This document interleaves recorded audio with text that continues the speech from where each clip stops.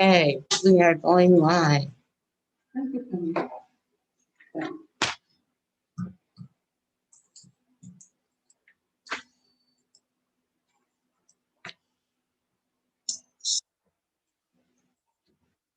All right, very live. I'm connected. I'm trying to remote into my desktop up there, and I don't know if there's just not enough power. I've only got one little tiny bar. Whatever it is, it's not letting me do it. I'm on private.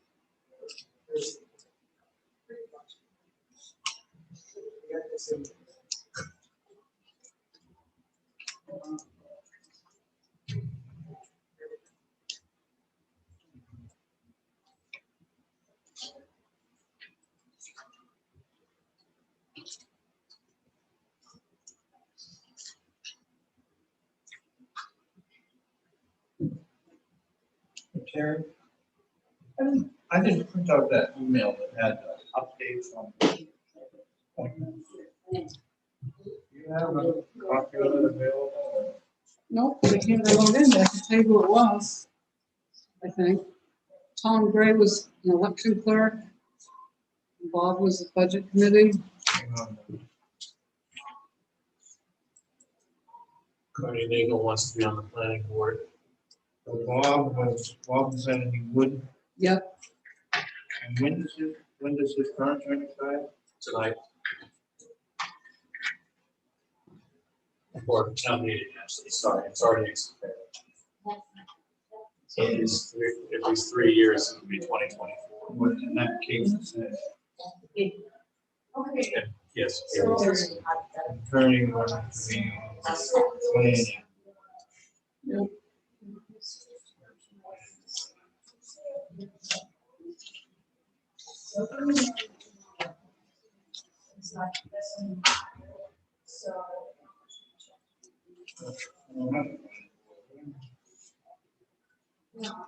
I mean, who's how much gas? No, she was the only one that asked to be on the planning board.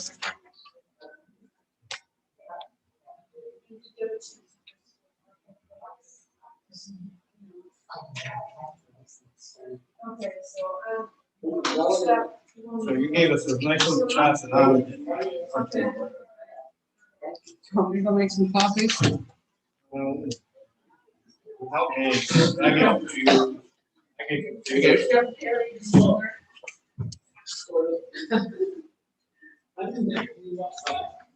yeah, I said, I bring. All right, be right back. I've got. You got yours? You needed some more?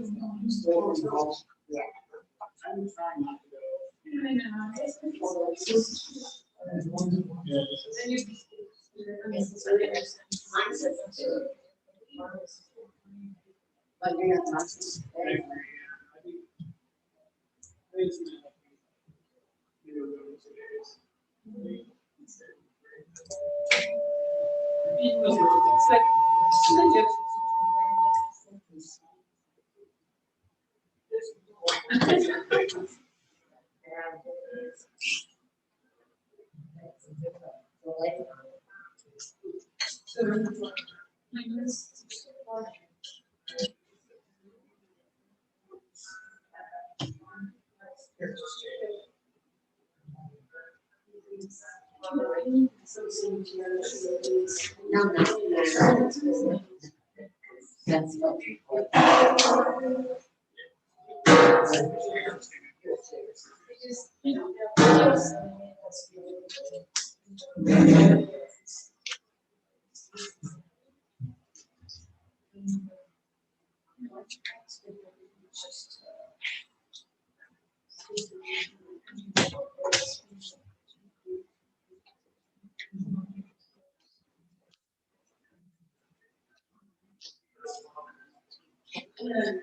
Well, but that's the board, select person's over.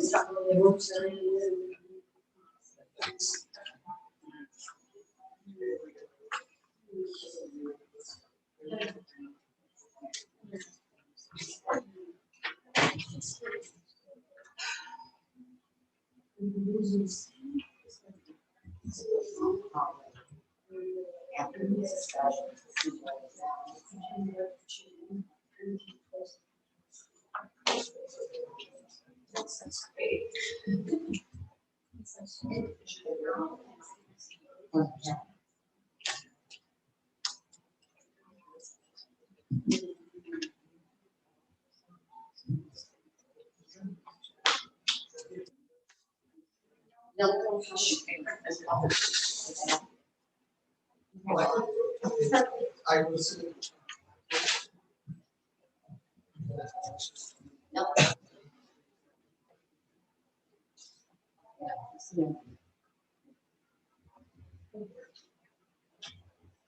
So, Drew, you want to call this to order?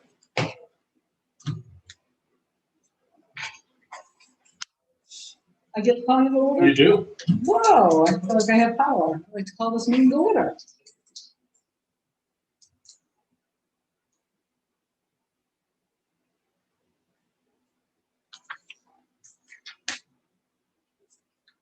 So does that mean I have to ask if there's nominations for election of the board chair? You do. Do we have any nominations for board chair? I will nominate John. So,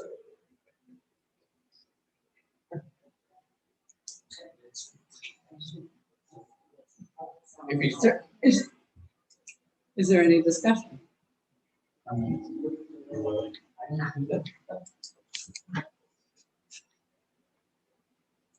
Do you have to say, do you have to speak because we're on Zoom, or can you just recognize? It's been moved and seconded that John Spear be the chairman. That's right. we heard you. You should speak louder because the fans.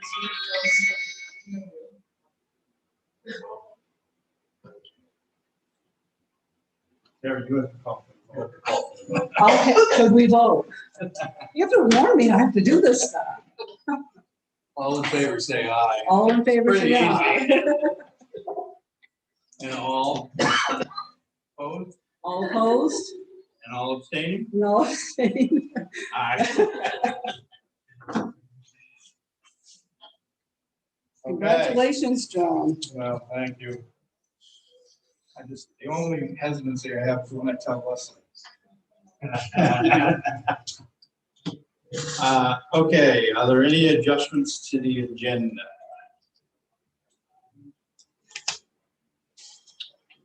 Hearing none, is there any public comment for item not on the agenda? Can you hear me all right? Hearing none, review and approval of prior meeting minutes. We have June 3rd and June 10th, I believe, revision 2 on both. Do I have a motion? I move to accept the minutes of June 3rd, but there's only one Barbara Wrights I'm aware of, so one of them is strike. She's named twice. Okay. Oh, yeah. Well, that's better than nothing. I'll second that. Jeff put him up at that meeting. Discussion? All those in favor? Aye. Aye. One abstention. Yep, almost abstaining. June 10th, do I have a motion? Move to accept the minutes of June 10th as presented. Revision 2. Revision 2, yes. Discussion? All those in favor? Aye. Aye. All those abstaining? Aye. Thank you, Gary. Department heads. And the only item we have there is May finance report. We put that up on the first meeting, I believe. Yes, but I didn't really have time to look over it. But I have sense, and I think we're doing really well with revenues. Automobile excise is up. State revenue sharing is up. Plumbing fees and building fees are up. Ambulance billing is up.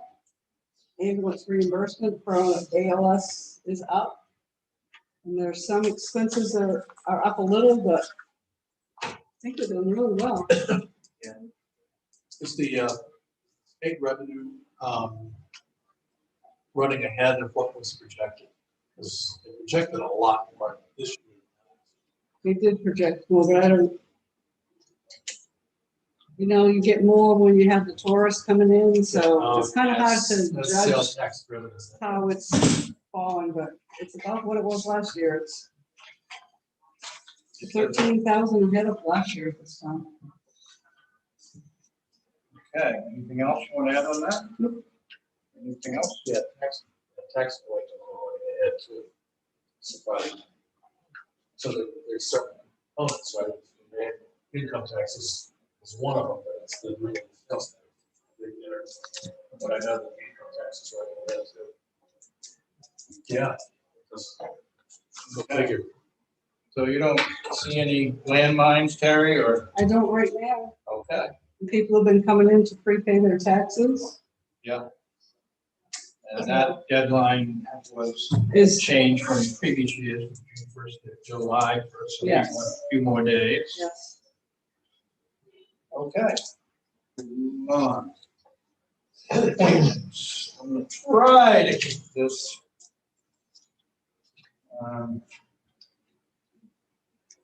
Organized. So the first one on Terry's notes is the local plumbing inspector. Do I have a motion to appoint Terry Brackett? So move. Second. Discussion? I Still doing discussion. this interim. Yeah, we need a, yeah, I was gonna ask that. You want to make that interim appointment? That's what it says on the appointment. Okay, because, all right, well, probably that should be in the motion. Okay. Because if we are fortunate enough to hire someone, although I don't think we're gonna have any trouble moving him out the door. And I move to appoint Terry Brackett as local plumbing inspector on an interim basis until we find a permanent replacement. Second. Discussion? All those in favor? Enforcement officer, do I have a motion? I move to appoint Terry Brackett code enforcement officer on an interim basis until we find a permanent replacement. Second. Discussion? All those in favor? Can I suggest we take the next 1, 2, 3, 4, 5, 6 as one motion? Yes, I move to appoint Terry Lee Baines as town clerk, town administrator, treasurer, general assistance administrator, freedom of access act administrator, and tax collector. Second. I assume that's for a term of 1 year. 1 year, yeah. Okay. Discussion? All those in favor? Can I ask a question? Will the appointment say that, does your term end at town meeting, in which case we have a? It ends the first select board meeting after town okay. meeting. Well, technically it ends when your successor is sworn. Which is basically. I just followed the rules. Which is, over there. which is basically the meeting after Yeah. town meeting. But in some cases it might not, if there is no successor. Okay, we have, if I understand it correctly, we have 2 vacancies on the budget committee. We have a budget committee of 9 members. And we have three folks whose appointments are up, are up, whatever, in 2021. That's Kate Green, Bob Baines, and Senator Wallace. And my understanding is all three of them have agreed to be reappointed. Yes. So I entertain a motion to appoint those three to 2024. I move to appoint Kate Green, Sandra Wallace, and Bob Haynes to the Budget Committee for a term of 3 years ending in 2024. Discussion on that narrow motion? Okay, all those in favor? Aye. Okay, So does that leave us with 2 or 1 vacancy? two, if I got that right. So that's 7 people, right? That's Kate Green, Moira Paddock, Camilla Minigus, Bob Baines, Sandra Wallace, Linda Maltese, Phil St. Clair. That jive with you, Terry? Yes. So if I pull up the budget committee policy, and it says, revised in 2019 or 2020? 2019. Yeah, 13th day of June 2019. And it said, committee shall consist of an odd number of members not to exceed 9 in total. I wasn't here when we expanded from 7 to 9, so I'm just curious.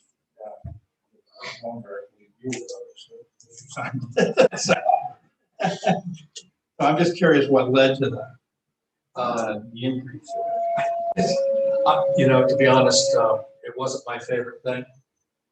I liked 7. Yeah. And we were having trouble populating the 7.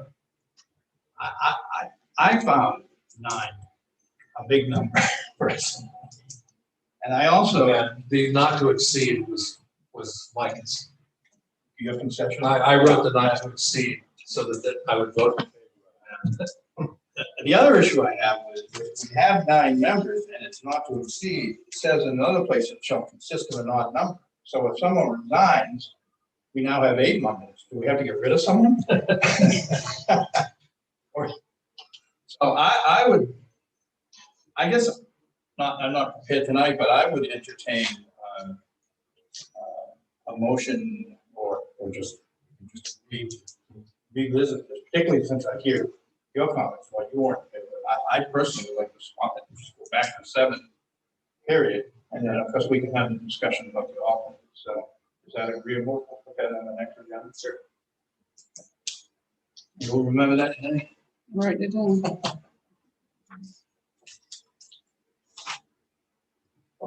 Okay, so we're done with the budget, correct?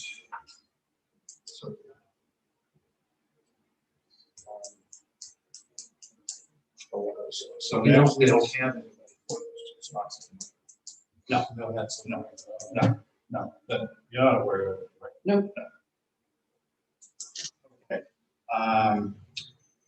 Is there a motion to appoint Corinne Nagel as alternative member to this Jury Shellfish Board? So is that a year or longer?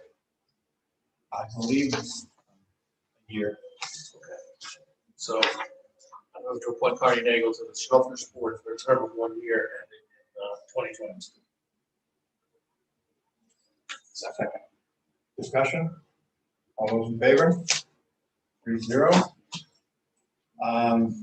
Let's take these next 3 steps. Well, before I forget, let's jump to the planning. Why I'm thinking of Bernie Nagel's name.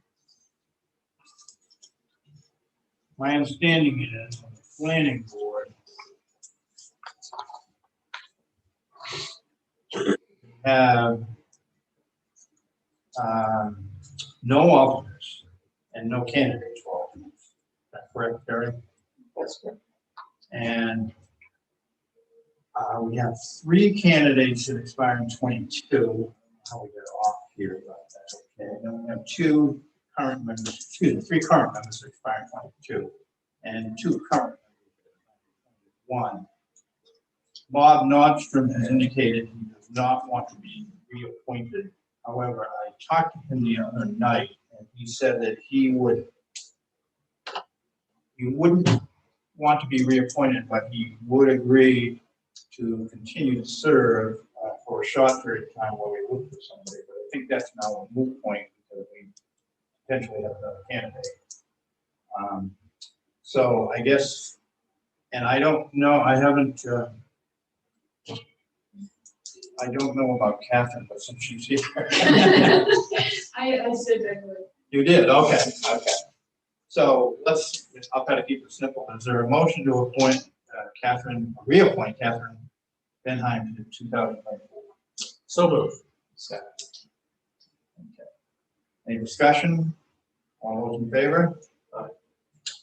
Is there a motion to appoint Kearney Nagel to 3-year term ending 2020? So moved. Second. Any discussion? All in favor?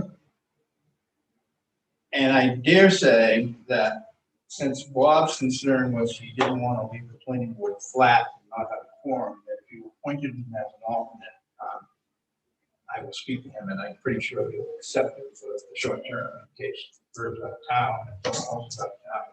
And so at least we have a potential of a quorum. And if he's not interested, he just doesn't get sworn in. So I would entertain a motion for an alternate. I move that we, in Bob's absence, we appoint it's just an alternate for the planning board in spite of his unwillingness.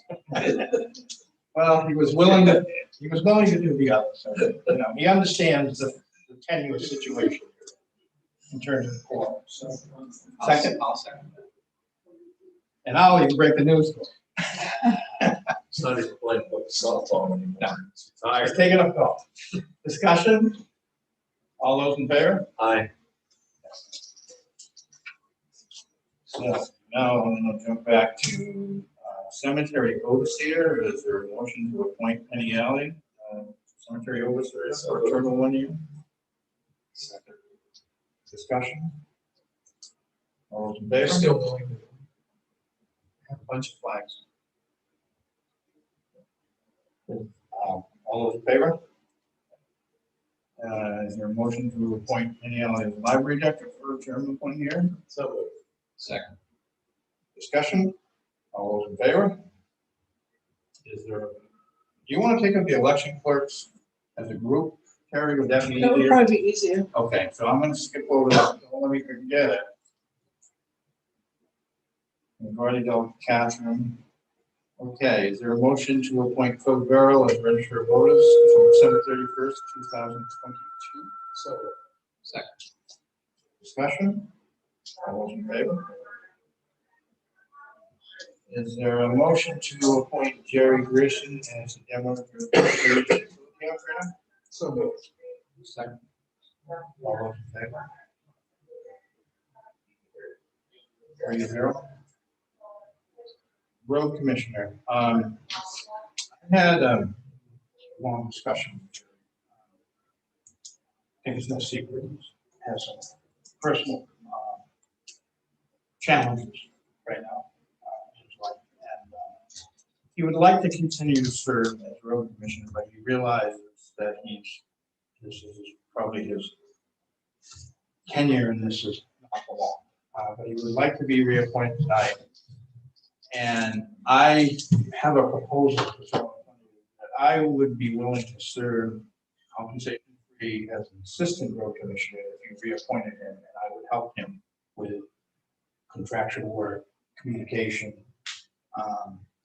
and those are not incompatible offices. And there would be no compensation. He's agreeable to that. So we're gonna help through. He's given us a lot of work over many years, a lot of it's free. And I'd like to see him go out on his terms. Totally agree. So is there a motion to appoint Jerry Grisham as road commissioner for a term of 1 year? So moved.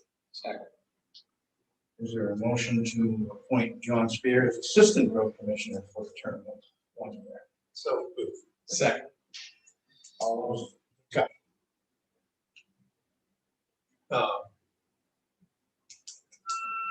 If your bandwidth gets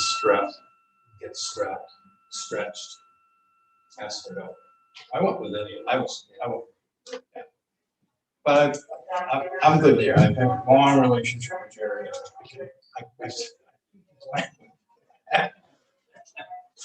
A lot of complicated things on our plate. I know, and I'm gonna stay away from a lot. So glad you're there. Like Rob.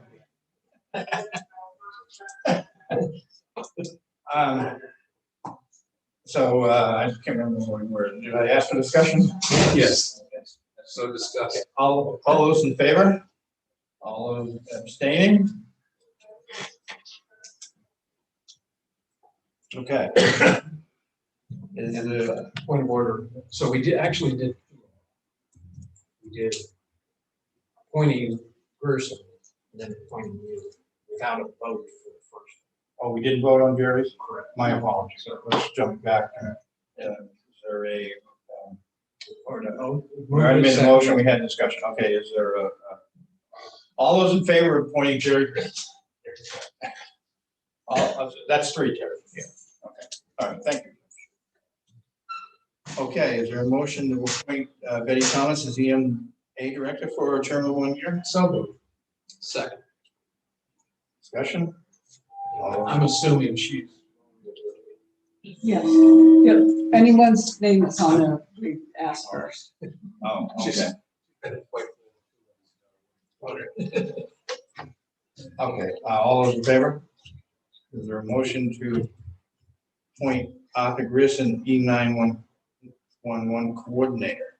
I believe that name has changed as a result of the. Right, I don't have that one from me. I would move to appoint Arthur Gerson, dressing officer and E911. There's still a remnants of that in the E911. But in terms of compensation, it's all one. Correct.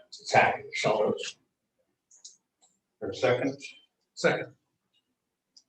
discussion? All those in favor?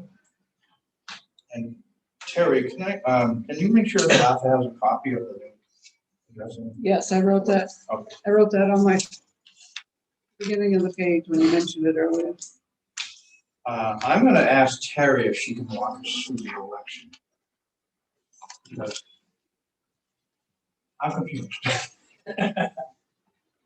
Election clerks are supposed to, the names are supposed to be presented to the board like April 1st of the general election year. And they weren't. And they have a 2-year term. So when I called elections, they said, if you're appointing anyone, because everyone's run out after, because it's after town meeting, she said, only appoint them until the end of April, and then you'll have to start a new term. They're appointed May 1st for 2 years. So why do some of these have April 22nd next to their name and some of them have nothing? Oh, you're looking at honor sheets? Well, the sheet you sent. Yes, sir. Because some of them didn't, like Kelly, Tisha and Wyndland didn't respond to her. So I didn't know if they wanted to be reappointed. And Phil can't be an election clerk because he's the registrar of voters. Somebody was a one? Is that correct? Okay. So that takes care of him. Yeah. Thank you. And Anna wanted to be, but she doesn't live in our county, so she can't be it either. Okay. And you only have to live in the county. And They the warden. prefer you live in this town, Right. but if there's not enough, you can take from the county. And And- I appoint the warden. Okay, so that's why she's has that. Yeah. You as the clerk appoint the warden. Yep. Okay, so do we want to appoint everyone here and assume that they? Oh, we asked everyone, and the people that have April 22nd by their name responded and said, yes, they would love to be a clerk Right, again. but what about the other three? They just never responded. So my question is, should we just appoint them, and if they don't want to be appointed, then they don't have to get sworn in? Or do you have a sense at all, or? I think if we got down that we needed them, we can swear them in for a specific election, but we don't really have, There's really not much going between now and April 22nd. Right. Okay. That's Yeah. I have a question. Okay, so, Isha, Tom Gray, and maybe Claudia came out of the caucus, yeah, and Tom Gray has, and he's re-up. he does work, and I'm sorry. So I just wanted to get, so that still happens, right? Yes, that's supposed to happen. It's supposed to happen. Well, It doesn't I'm- always, I'm it for it. doesn't always happen, yes. When you're talking about caucuses, you're talking about the party caucus. Right, Not there's, county Democratic. yes, they're supposed to So- submit names. Right, But they don't always do it. well, but I did it last year. Yes, you did. So can you tell me do we have a balance then if we don't, if we We appoint? really need a We Republican. need Republicans. 5, 6. Well, can you tell me who's what? I could if I could get into my computer, but I Never mind. can't, so. Well, We need a Republican. Tom Gray, Claudia Scalzi, and Tisha Huffnagel all came out of my caucus. So The Democrat. they're all And Democrats. Penny could say what she is. Democrat. Democrat. That is a Democrat. Michelle's a Democrat, I believe, or what? Heather is green, and So we have no, we have one unenrolled, but we need some and that's Republicans. Beverly. I don't really know. Yeah. Unless Well, they she's the get- only one left, so. Yeah. So we have no But we need- Republicans. So can you contact the chair of the Republican, Yeah. Knox County Republican Committee? Yeah. And see if they can. I think she used to be on the select board, wasn't he? Isn't Jan? Oh. Jan's act. Yeah. I But think he he's was, the chair of the. Oh, that, yeah, I don't know. Pretty sure he is. Because that, particularly nowadays, I think that's important that we have balance. Yes. Oh, you have to have. I know, balance. It was- but you can't if you don't have them. No, but that was a problem for another day. Okay, so is there a motion to appoint Penny Alley, Michelle Grange, Thomas Gray, Claudia Scalisi, Beverly St. Clair, and Heather Baines to April 2022? so moved. Second. Discussion? All those in favor?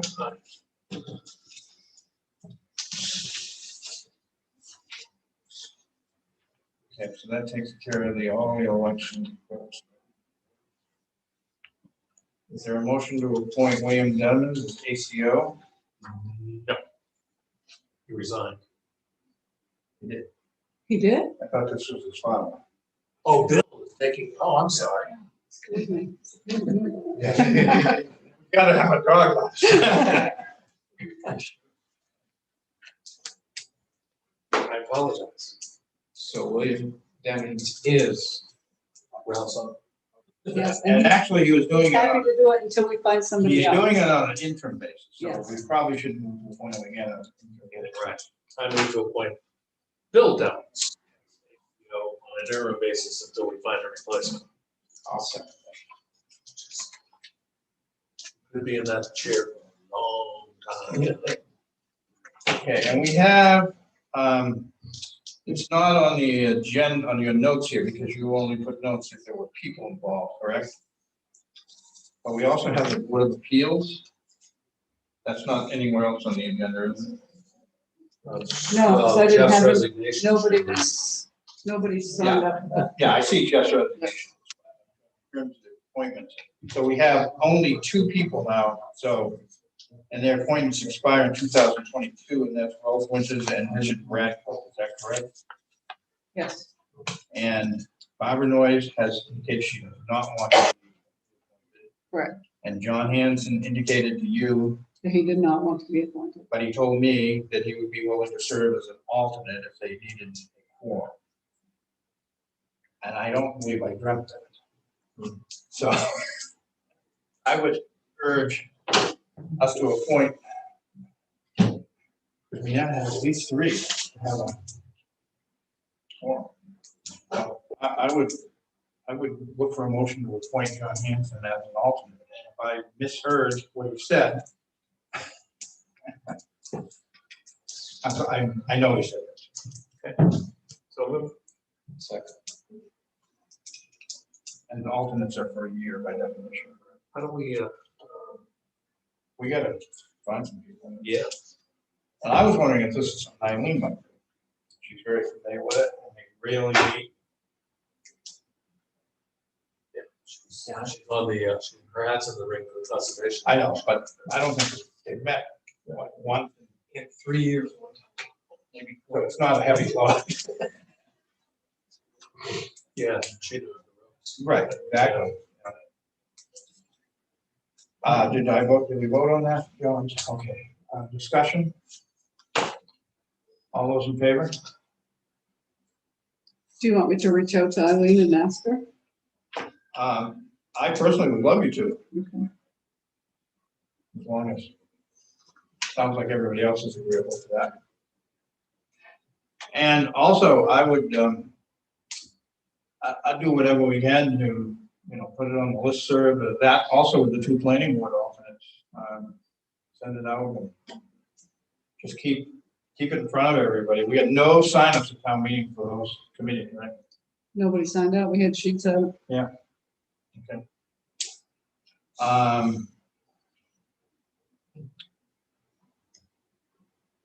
So we have, the ordinance review committee, actually, I'm gonna jump around just a little bit here and ask that we have a motion to accept Jeff Northridge's reservation from the budget committee and the ordinance review committee. So, Discussion, and these you have to, because they're incompatible laws. It's not that you're unwilling to do it, correct? No, okay. All those in favor? And then I'm going to jump one more down and ask for a motion to accept the resignation of Ed Modell from the ordinance review committee. so, Second. Discussion? All those in favor? Okay, so if I have done my math right, we have 2 vacancies on the ordinance review committee. And we have 2 incumbents, John Snow and Gabe, I believe it is. That's a Gab. it's Gabe.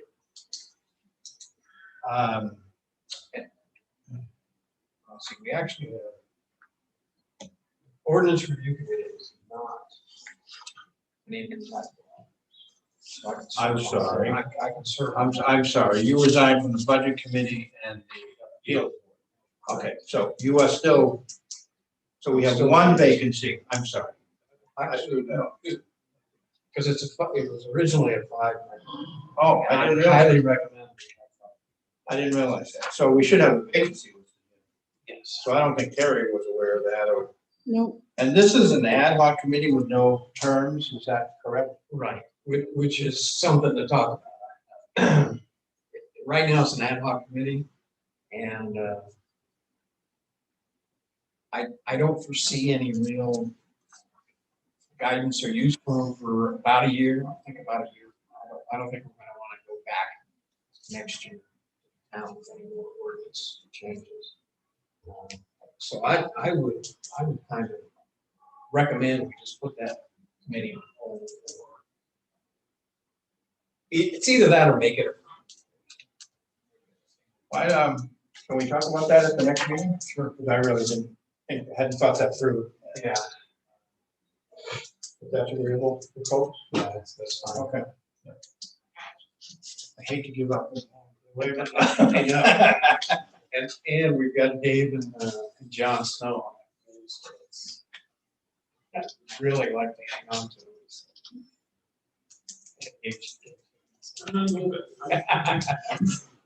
Okay, so does that take care of all the committees?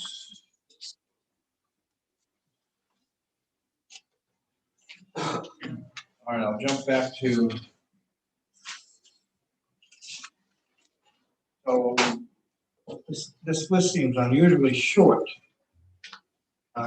So are there other positions that we don't have candidates for, Terry? Because you did list these by names. This is, I asked Anna to go through No, on what here. was open on there. That's Yeah, that's all that's right here. To sign. Okay. And so Amy Drinkwater doesn't need to be reappointed, is that? I thought Correct. that's what you said, she didn't need to be appointed when we tried to appoint her before, because there wasn't. an Well, she said that. No, you said. Well, I think she said it first, and I said, I think she may be right, because that's not a statutory position. But we traditionally have done that. So I don't know. Okay. Is she appointed in other communities, did she say? I don't know. No, I don't think she said she's not appointed anywhere else. I would assume she's hired in Well, I St. think that's- George because it's not a municipal function. Right. But Thomas is. Should we look into that? Because I'm not 100% positive, but I think she might be right. We do the fire chief? Why did, but that's a statutory position. Yeah. When did that change? Because when Pat was here, she always had to get reappointed just like I did. When Amy took over, why did that position change? Different situation. Well, we treated it as a hire, an outside hire. Well, even originally, it was done through a contract. with St. Yeah, George. originally it was a service contract with St. George. Yeah. So, this is clouded. We should Yeah. straighten that out. I think it is. I do think she might be right. But I think we can query MMA, and that's pretty simple. Walter, would you be going to Right query now, MMA? Now, we do Brian, Brian, he was appointed for He has a 3-year term term. for 3 years. Last year, correct? Sure. I don't know what year it was. I don't know what day it is. I'm with you on that too. So, yeah, I believe I'm in a 3-year. Okay, so we need, just to reiterate, we need, we're gonna have a discussion about the budget committee and the appropriate size at the next meeting. We are going to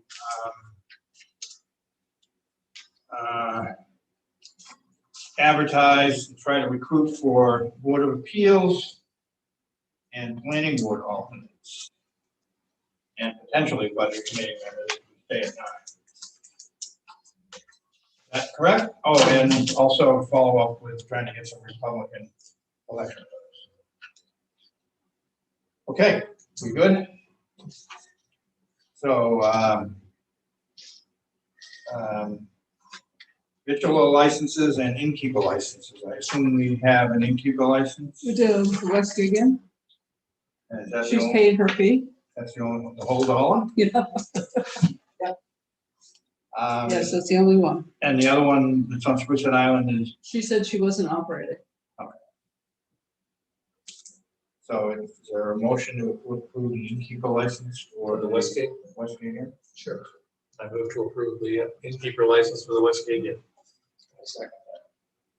We haven't had any rowdiness or complaints, I assume, so.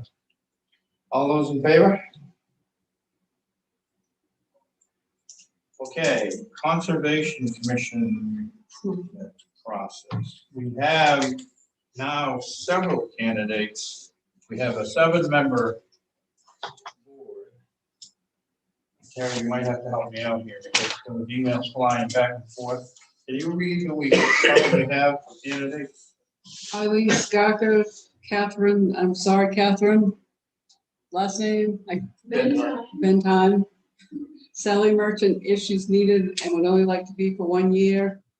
Gabe Tomasulo, Andrew Stanchioff, Theo Pratt, Linda Garat, Cliff Daxco, Sandra Wallace, and Leslie Spear are the people that have asked to have their name put forward. So I have a couple of questions here. We have, I believe that's 8 people seeking 7 slots. Well, it's actually 10. 10. Well, if you No. take Sally away, because she was, Well, if you assume Sally said if she's needed, so obviously if there's 8.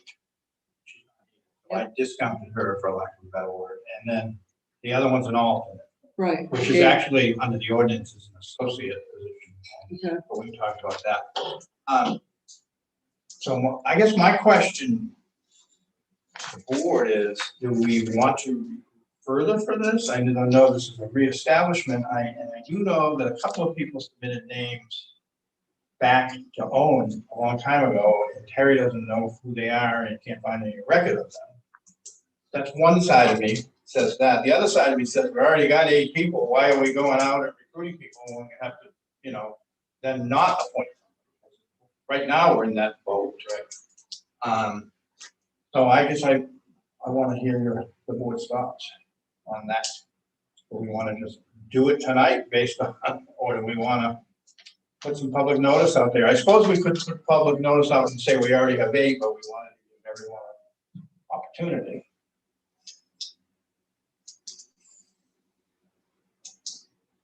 There's also a couple of people I don't know.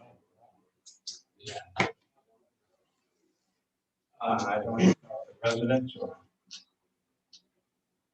I do think this was pretty well advertised. And there seems to be a lot of, like,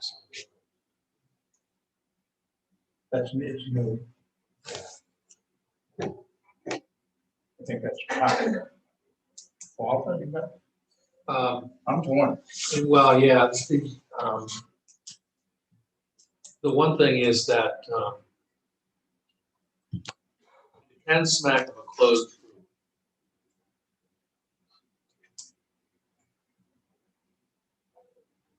Because these are all known names, except I don't know Linda Gilbert. Everybody else is either currently or has most recently been serving in some form, and we appreciate it. I have no problem putting Gabe on 2 or 3 committees. I think what we have is 2 drivers of the committee that drove the engagement, Andrew and Theo. I think Sally was involved in that as well. Eileen is Eileen. Catherine is really, prominent. So, we've had an awful lot of nobody ever told me that since the last year. That's my fear. In spite of the number of. I know, that's my fear. That's my fear. On the other hand, I hate to send something out on the listserv and well, why'd you ask me if you didn't need me?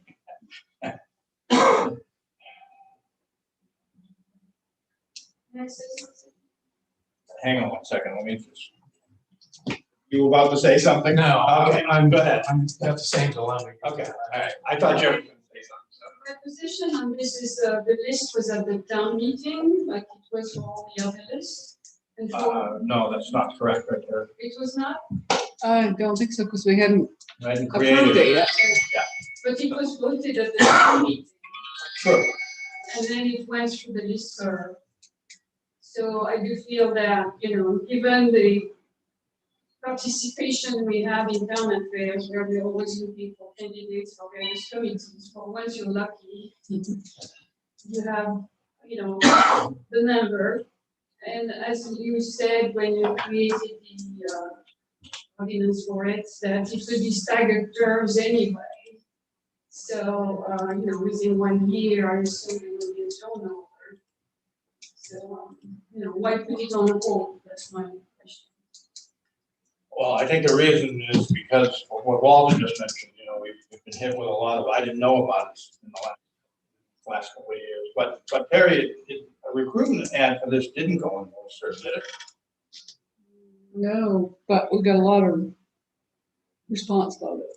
Right. It wasn't one of the ones that I put out there, no. Right. So it actually wasn't, if it had been, I would be more inclined to agree, but again, it wasn't created. Penny? I would like to see it on the listserv and posted physically in town, post town meeting, how it has been approved. To have one last chance to let people get their names in the hat. The people that only had, that concerns me that they are not That's in the school. keep in mind. Wait, please, Penny, finish.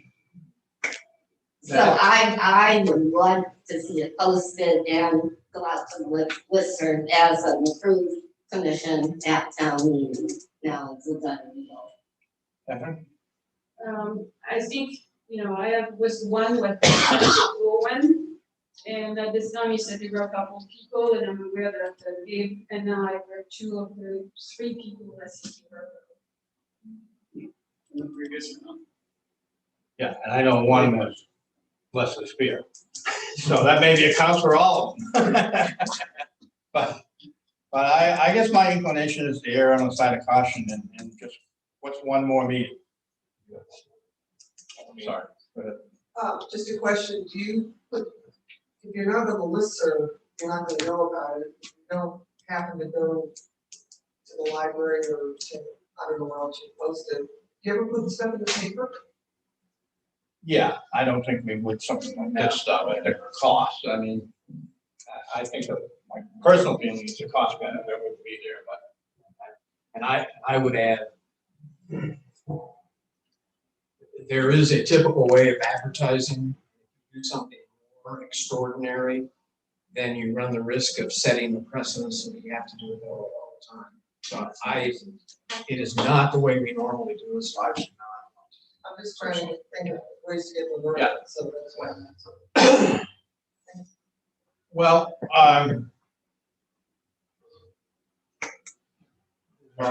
I'll make a motion to table this until the next meeting and give us an opportunity to do this. And on the and on the website. website. And on. Second. Yeah, Further discussion? Hang on a second, any discussion? What? So I would like to an explanation, if you table this, meaning you're going to discuss this again at the next meeting, or is it going to go to the listserv in the meantime? Vote. So by the next meeting, you expect to have more members. Or not. Or not? Yeah, but at least people will feel good that we gave people a chance. Did our due diligence. Further discussion? All those in favor? And on the subject of the associate members, the ordinance reads that the commission can recommend to the select board candidates for associate positions. So I don't think we can even take that up tonight. Right. And that's also in the state law. So until there's a commission, obviously they can't recommend an associate. So I would, I don't think we need to do anything. Sorry, Gabe. For the record. What's their number, dude? Okay. I'm gonna ask, Brian, did you have to go? Because I know you, okay, I know you're only here for one thing. and- I scratched all my work through again. Okay. I know, I hate to keep you sitting there.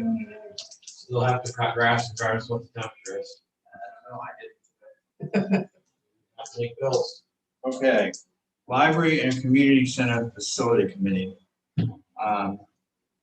I personally am not ready to move on any appointments at this point. I think we need to discuss this at least a couple of times, what this committee look like and set out a mission and some benchmarks and don't even know what size we want. But I wouldn't mind spending a few minutes tonight and sort of freely associating a little bit. I mean, I have a few thoughts. One of which is I already told Paul DiMaggio, who's very much in favor of renovation, that I personally am not going to vote for people on this committee that are in favor of renovation, with the possible exception of the librarian. I think it's critical to be honest, but thoughts from folks? Well, that mail, you wrote to Paul, although, he's a smart guy and probably could do some fundraising. Fundraising for what? Well, the new building. But, so I'm a little torn, just, I, even though we disagree on what to do, I have respect for his involvement, number one, but also for the work that he's done.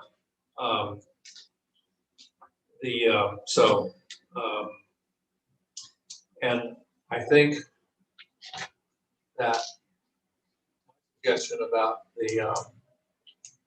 the library director is that she be an ex officio non-voting member.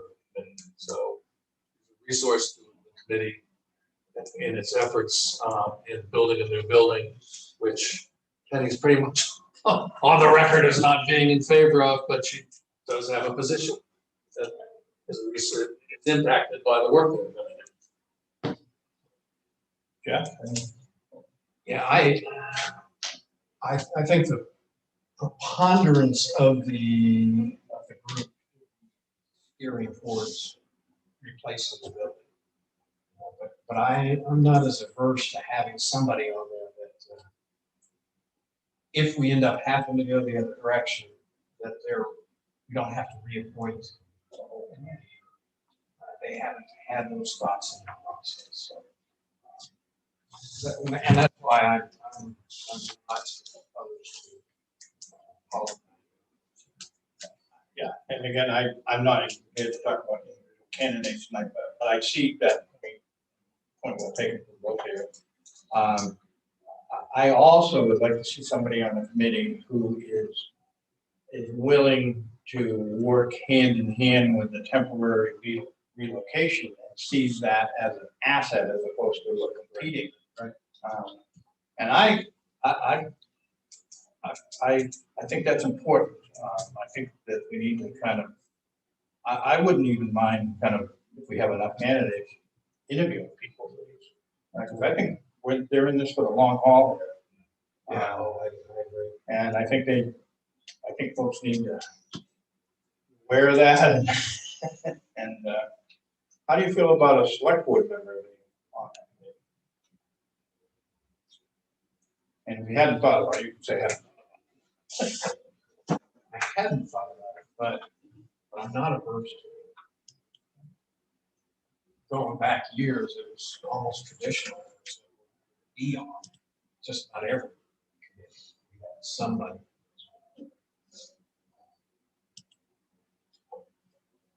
Well, the two members of the current select board were voting members of the futures committee. And so if it's going to be a select board member, I think it's, again, ex officio liaison, non-voting. I can tell you right now, I am not interested. Personally, I am not. Oh, great.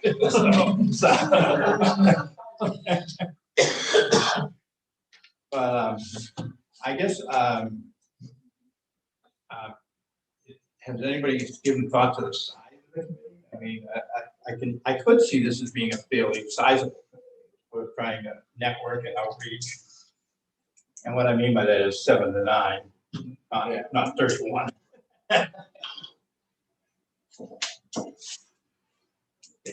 I guess we probably need a seven person to set up, and then they come back to us with how they want to structure it.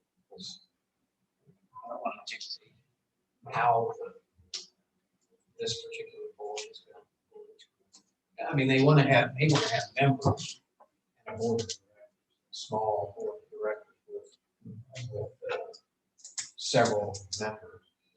Members can go out and do either the design work or the fundraising part of it. So you have 7. So I have thought about this a bit. So I think right now we need to get some worker bees who are ready to coordinate a committee and propose back to us how it's going to function. Because I think there's still some timelines, some processes that we've got to get their feedback on before we say, okay, this is the direction. And so I think just setting this up is not a rapid person. Does the not-for-profit exist? Well, there are citizens in town who created it. Well, It's called the That's what I'm Friends of asking. the South Thompson Library, but they didn't do it pursuant to as we had envisioned it on the committee, on the Gilbert Butler Futures Committee, pursuant to this committee. They went on, kind of did it on their own, unbeknownst to most folks. Should they? They're incorporated. And it's a non-membership incorporation. So in other words, you can't pay $1 and be a member for life like you are at Spruce Head Community Center. So you can see the Chinese wall that I put up since. There's a member of my family who's one of them. I don't know. Oh. No, I thought the three, well, one incorporated doesn't live in town. The three incorporators were, it's public information.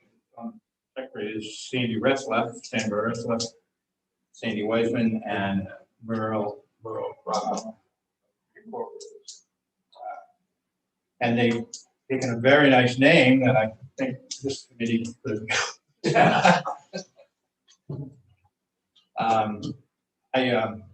I personally wish they would dissolve. I mean that corporation. Well, does anybody want to take a stab at writing something up a little bit, or? Yeah, I think Or we can all take a stab. yeah, I think we need to write a solicitation job description for what this committee is going to do, and what the kind of like nice traits we might have for membership. Yeah, all right, well, do you want to? Grant writing skills being. Well, I see it as two, I kind of agree with Jeff said, I see it as two major prongs, and there's a lot of sub prongs, but one is fundraising, and the other is design, you know. Well, why don't we, I'm gonna ask if there's any comments from either the library director first, or the public regarding our discussion.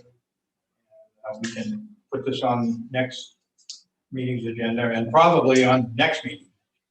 So, do you have any thoughts to offer on the formation of the committee?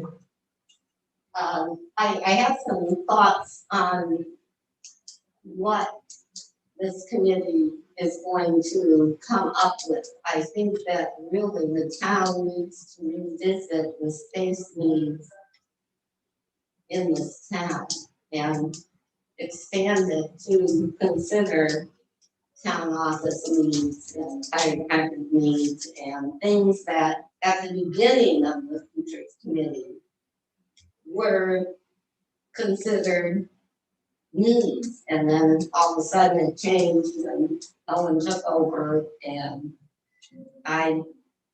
so I think it's premature to even form a committee without knowing what we need to do. Well, it sounds like you felt though the committee should reassess that. I'm not talking about reassessing renovation versus new, but reassess the space needs. Is that? Yes, Yeah. I definitely think that the town needs to reassess their space needs.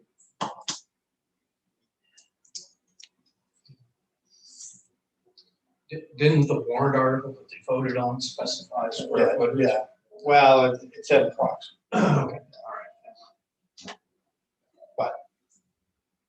But, any other comments from the public on this subject?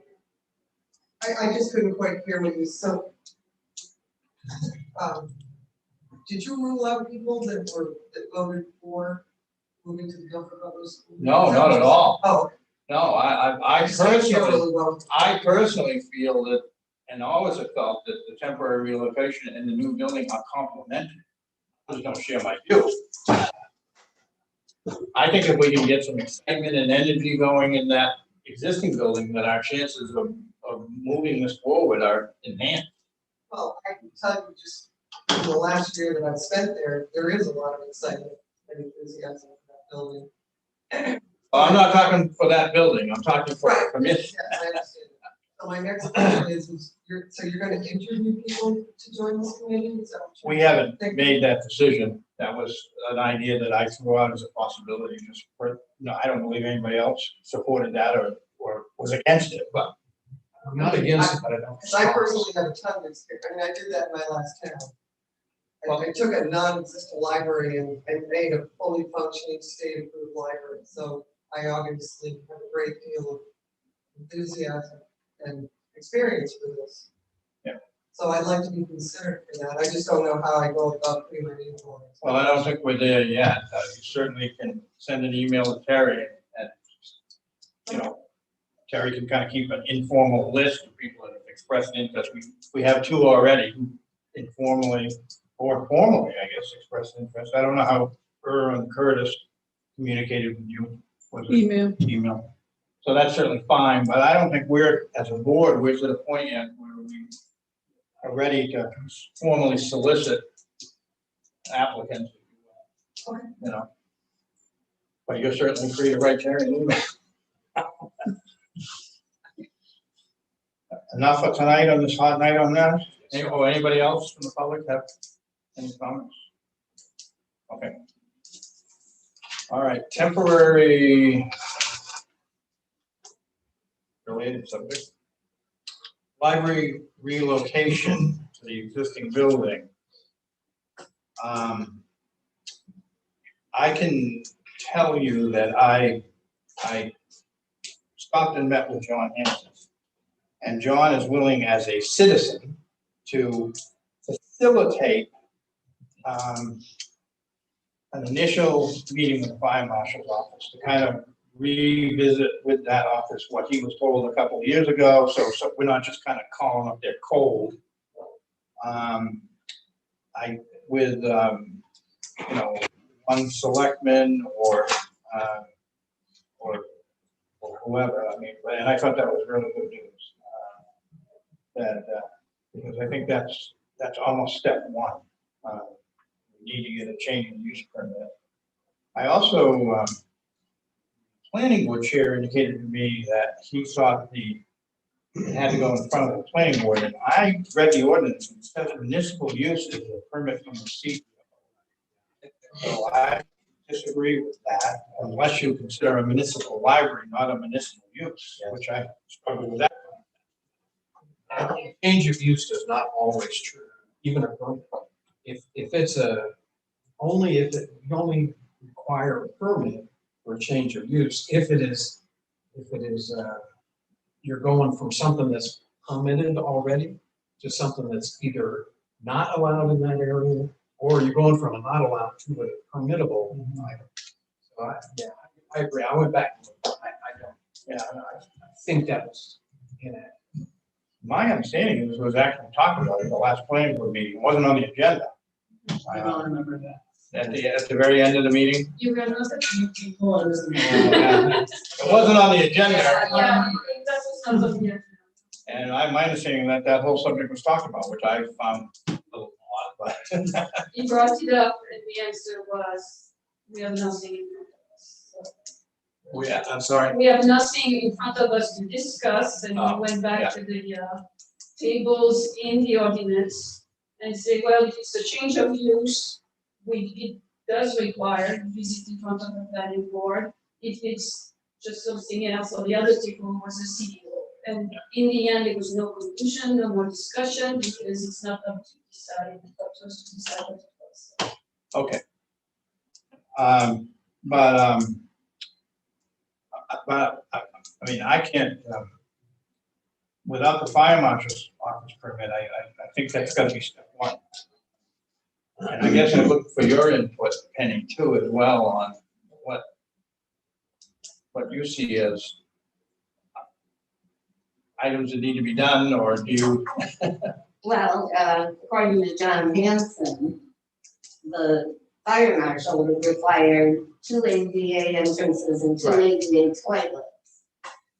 I think we might be able to, maybe they'll say, yep, it's gotta be 2, but we have, kept that in mind for getting into the building. The rest is there and can come with us. I'd like to write grants for furniture. I would like to start moving some stuff out of the Little Red Schoolhouse that's not used and in a way that would be nice to store there. Well, I don't think that's an issue. Storage, you know. I mean, we put the benches out here down there. And Brian, did you store some stuff there? I have nothing now. No, I thought somebody did. I guess I don't see that as an issue. I don't know. You're talking about true storage, put away, not being used or. Right, part of our circulation desk that we have no room for, that's out in the hallway now. I would like to get that out of there. Card catalog that we can't use now, but we use in the future. Things So like that. what about getting the internet up there? I can do that, but I have to give them a time frame, and I don't think you can know that. No, I understand. But yes, the internet will be done by the Main State Library Network and Consolidated Communication. And they will move in and bear the cost. She said a small cost to the library, but nothing we can't handle. I would like to let you know we raised over 2,500 leading up to and including Saturday with the book sale, and that doesn't include the 1,000 that we had raised up to the point where the Lynn Snow prints came in. Things are coming in all the time. John Snow has said we can continue to offer the Lynn Snow prints, and he has more for us until fall. So I'd like to continue to have the 3-hour book sale at the GBS building. And see how much money we can raise to offset some of these expenses. Dave, did you? Oh, just some nuance on the fire marshal process. I just know from professional experience that the fire marshal's office is exceptionally busy right now. Yeah, you told me that. And they only have one plan review. 10 weeks is the backlog Yeah. at the transfer At least 10 weeks. And so I think what you're looking at is a pre-application meeting at which you'll get some direction on what needs to be done, but not an official comment on the actual plans. But you should have the proposed plans ready for the meeting to review, and then once at that point you have the 3-month, probably 3-month wait. Yeah. But in the interim period, I think the town code enforcement officer probably has the ability to issue temporary certificate of occupancy, or might, to allow some work to happen, or some occupancy, understanding that the fire marshal's permit for the official tree reviews will come after permit review. Just that sort of commonly done, given these huge backlogs. Well, that's why I think it's important to have that first meeting, and hopefully John can help facilitate that. I'm gonna ask, as our resident code expert, would you be willing to represent maybe travel with us with John, hopefully on days on cause today? Yeah. Is that acceptable with you, Walter? Yes. So I'll mention that to John, that maybe he and you and Penny can travel up there, and, you know. But coming back to you, Penny, though, you don't see any need for any extra wiring to be done, any lighting, any, We checked all the plugs, all the plugs and rooms are grounded. okay, so you're all, you, other than the The John, phone lines are there, the cat lines are there. I think, you know, it wasn't an operational tool Yeah. 3 years ago. Yeah. So. well, I know, but when you move to a library, it's a little different. Well, we don't need a whole lot of plugs for books. Yeah, but not just electrical, I'm trying to think of anything. When you get up there and say, oh, forgot, we need this. Well, there are a lot of shelves there. There are a lot of shelves that can come with us, and we can easily spread these books around. We only have $8,000. Yeah, from the engineering report on load balancing, is there Did they give you a schematic for how to do that, or we're gonna Well, have to bring them back in? 150 pounds per square foot, I believe, and we have that near the load bearing walls, and usually those go against walls, and so it would be the shelves out in the middle of the room that we can easily calculate the weight of these shelves, and ideally, you don't have shelves floor to ceiling solid full. You want your books spread out or the eye can't see them. And right now, it's totally overloaded and they're all crammed together. No one can see the titles. So ideally, anything that was against the wall and that goes against the wall would be spaced to make them visually appealing and therefore not exceed the weight load. We're a small library.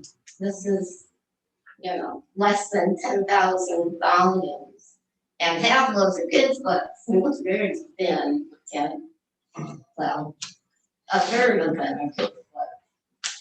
Okay, 10% are DVDs, we've got. So, but what I would like to do, if we're going to go into the office for the state fire marshal for the training and is talk about what, if possible at all, what we would need to do to reach the lower level. And perhaps be able to have exercise class there. I don't think that's gonna Well, but if we're going to discuss things, isn't that? I know, I just think you're pushing your luck. Well, we have our last exercise class outside today, and it was very hot, so we're very grateful to be going back into the church. But we're going back on the carpet, and that's where people fall, is on the carpet. I don't think that's gonna sway a lot of, we know the code problems down there. Right, but I'm talking about fixing those too. Oh. Raising money Yeah. to enclose the Well, that would be- stairway and to fix the second egress. That I would- mean, so they're you're not talking- insurmountable.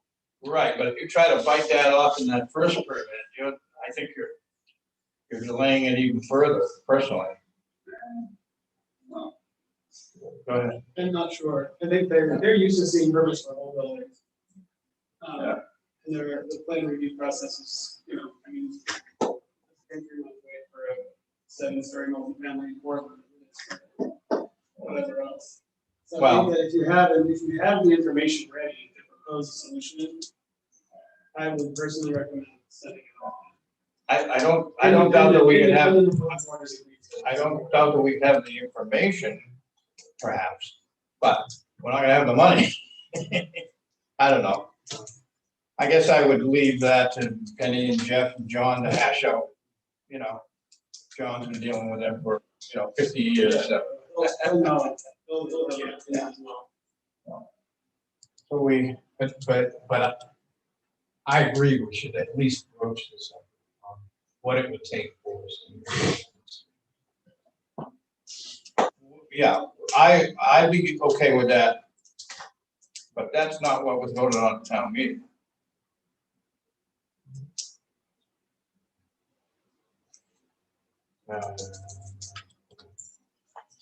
But I'd hate to see the whole thing get sunk because we're trying to bite off more than we can chew.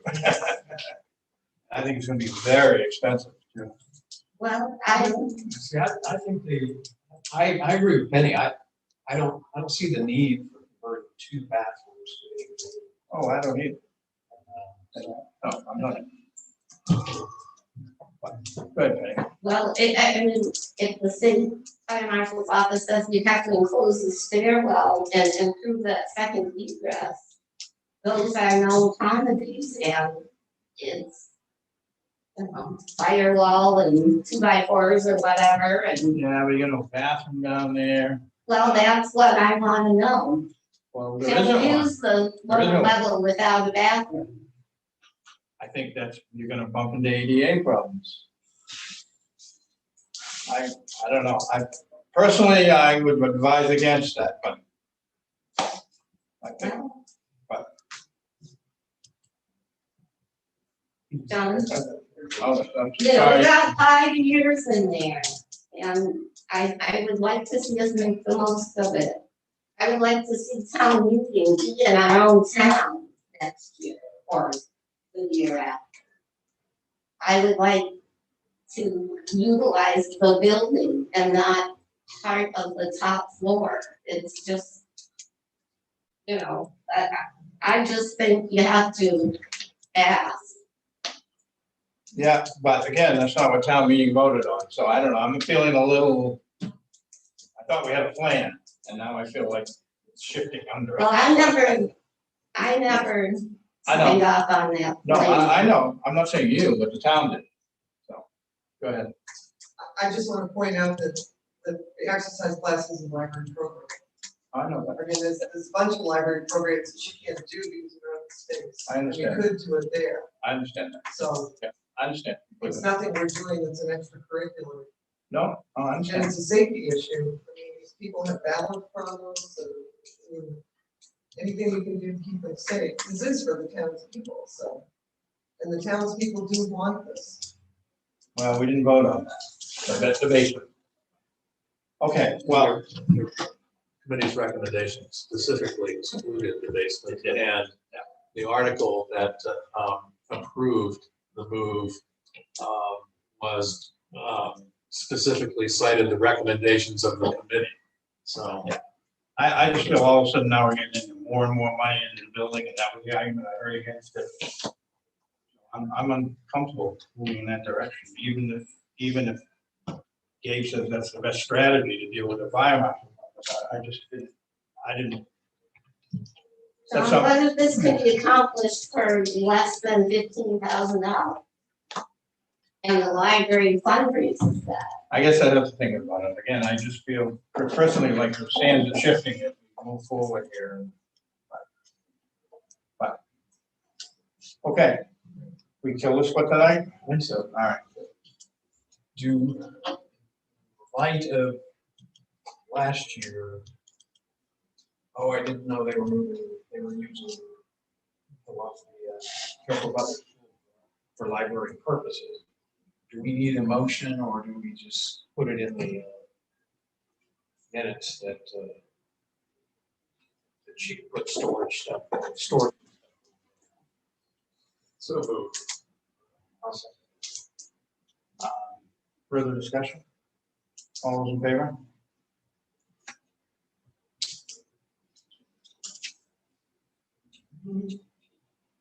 Okay. We're on, yeah, I went down to the skate park and I couldn't believe the deplorable condition. It was, I took an entire pickup truckload of wood and rotten plywood and broken steel stuff with big screws sticking out like that. They were just throwing in bushes. I mean, I was embarrassed to say that it was a town facility. I did as much as I could. I weed whacked a little. There were trash bags down there that were ripped open. Put some gloves on, picked those up, all those over the transfer station. But it still needs attention. The screws broken off, where the heads are broken off, and little things sticking up, and the boards that are, you know, that are bowed and coming up and rotten. And we need, if we're going to maintain that as a town facility, we need to do something. And I don't have any expertise in gate practice. That's, I mean, it was a mess. I literally had my whole pickup truck loaded with stuff and just thrown in the bushes. And when I say stuff, everything. It's like a board rot, someone rips it off, puts a new one in and throws it in the bushes and don't even take the screws out. So I don't have any solutions. I'm just identifying a problem. And I don't know if we could get someone who knows something about skateboard parks to look at the ramps and stuff. Well, we had the guy who is doing that in Rockland here, and we kind of told him to go away until we sort this stuff out. So then we reconnect with him, and I know he was looking at a big. Yeah. I'm just talking about someone with a screw gun in. Janet, after the last repairs, Janet did on a Saturday afternoon. But I know some people that have been intimately involved in the rebuild the skate park, so. I'll ask one of them if they can lend us. Yeah, I think we need to do something, or we need to close it, and it's huge. Oh, Although not as much this year as last year, I don't believe, but didn't you say that, well, you said less this year than last year, right? Well, once school went back to the session, but I want to kind of expand this discussion to the playground, state park, recreation department, that a couple of years ago, there was talk of having a recreation committee, and that didn't happen. Last year, there was a ding on our risk management that the playground wasn't inspected, and I even got a candidate forward to the board that would be willing to do it, take the training and do it for the town, and that still hasn't happened. The mowing is not even including the benches that Arthur fixed last year, so I think the recreation, and we've had great progress out here, that we need to look at recreation as a whole in this town also. So you said a lot of things, so I know. the inspector, I know a little bit about this from having worked at set 50, has to be, it's a fairly easy Right. training process. You gotta watch a film, and I found a volunteer and brought them into the board. can I ask you who that volunteer was? Scott Johnson. And is he still willing to do it as far as I Well, know? that was a while ago. I would hope so. I would have no problem at all accepting a motion to, if he's still willing to do that, to ask him to do it. Definitely. Is he willing to do more than just, I guess we gotta have a motion. Well, last year, or however long ago it was, that risk management said you have to have this playground inspected. It was just the playground. But, so I The don't, equipment, yeah, you gotta have the equipment inspected. Yeah. So, I mean, if he's willing to do that, I would make that. Scott's a clever guy. So, Second. What was his name, Penny? Scott Johnson. He's with Beverly. You can find him in Beverly, same thing. Yeah. Further discussion on that? All those in favor? Sorry. And Terry, maybe you could even check their risk management and see if they have, because they inspected it, I believe, once before, I think. I could be wrong. And then the mowing, I would just ask Terry to call our mower. well, I had thought you were going to talk to him about mowing around the skate park. No, No. no, I wasn't. I mean, I think that's a contract amendment. Right now, you're talking about something he's supposed to be doing inside the contract, right? No, I just said that if we're gonna keep the state park, maybe we need to add that to the bid when we go out to bid. But you can certainly carry it. Penny, where is he supposed to mow? Well, there are benches around the playground, and they were at such an angle that we used our cemetery stills and put them upright, and they lasted through winter that way, and now they're not mowing around two of them. So the weeds are this high, they're not weed whacking around the slide and the bark chips. They come in and out in about 20 minutes up there, they just come and go in a hurry. They don't wanna get off the tractor. And they don't. Do you have something, Brian? No, I don't, because unless the skateboard is not a part of the contract, if I remember correctly, when the last contract came out, skate park was not a part of it. So I I think think she's talking about the. the benches are at the actual playground. Yeah. Okay, I'm sorry. Disregard. So they're, Terry, can you contact Travis? Yep. Wilson? I've also been getting him to try to mow that field up at the cemetery, which he agreed to do in exchange for not doing Thorndike, and he still hasn't done that. I've called him 2 or 3 times, and he now tells me that he went to do it last Sunday and he had an equipment breakdown, so. Anyways, that's all the subject. I'll keep following up. Okay, when I rode around with Jerry the other day, we noticed that, that the sand salt shed is like a shaped like that, the roof, and it's in panels. And the upper panel is starting to lift in places of steam, and Jerry's very concerned, and I think he's right, that if we get a very heavy windstorm, get under those panels, and rip them off, and they need to be screwed down again. He said he did that himself 5 or 6 years ago. They actually tied a rope line from one end to another, and Jerry's youngest son went up in a harness and walked, which I personally do that. I think that, and I do think the town maybe should hire somebody to, you know, have a lift and go up there and re-screw those down. I hate to lose the roof of that in a hurricane or something, which is approaching that season. I don't know if we can find it, but I don't think it's a huge job. The most expensive thing would be, yeah, you gotta rent a lift and get in there, and it'd be much safer that way. But I just wanted to call that to your attention, and I'll try to work with Jerry on seeing if we can find something. It's not something we budgeted for, so I would try to get a price or something, but we did budget several amount of dollars for maintenance, it wasn't specified though, so I just wanted to bring that to your attention. I assume there's no objections to that. And the demo debris facility, I asked Terry to put that on the agenda because the burn pile is huge and quite dry this year. And I've had a couple of people suggest that we might want to shut it down until we can burn it. Today, I spoke to Jerry about it, and he spoke to Jim Callick about it. And today, Jim Callick went out, and it was really spreading out. And he broke it in, they broke it into 2 piles and made it a lot higher. But the problem is, as I understand it, and that's why I asked Brian if he could be here, they can't get anyone to spend an overnight out there. I guess Brian did it last time or the time before. And evidently we have to have someone there as it burns through the night. I was out there today, and Chet volunteered to do it. I'm not sure he volunteered to do it for nothing.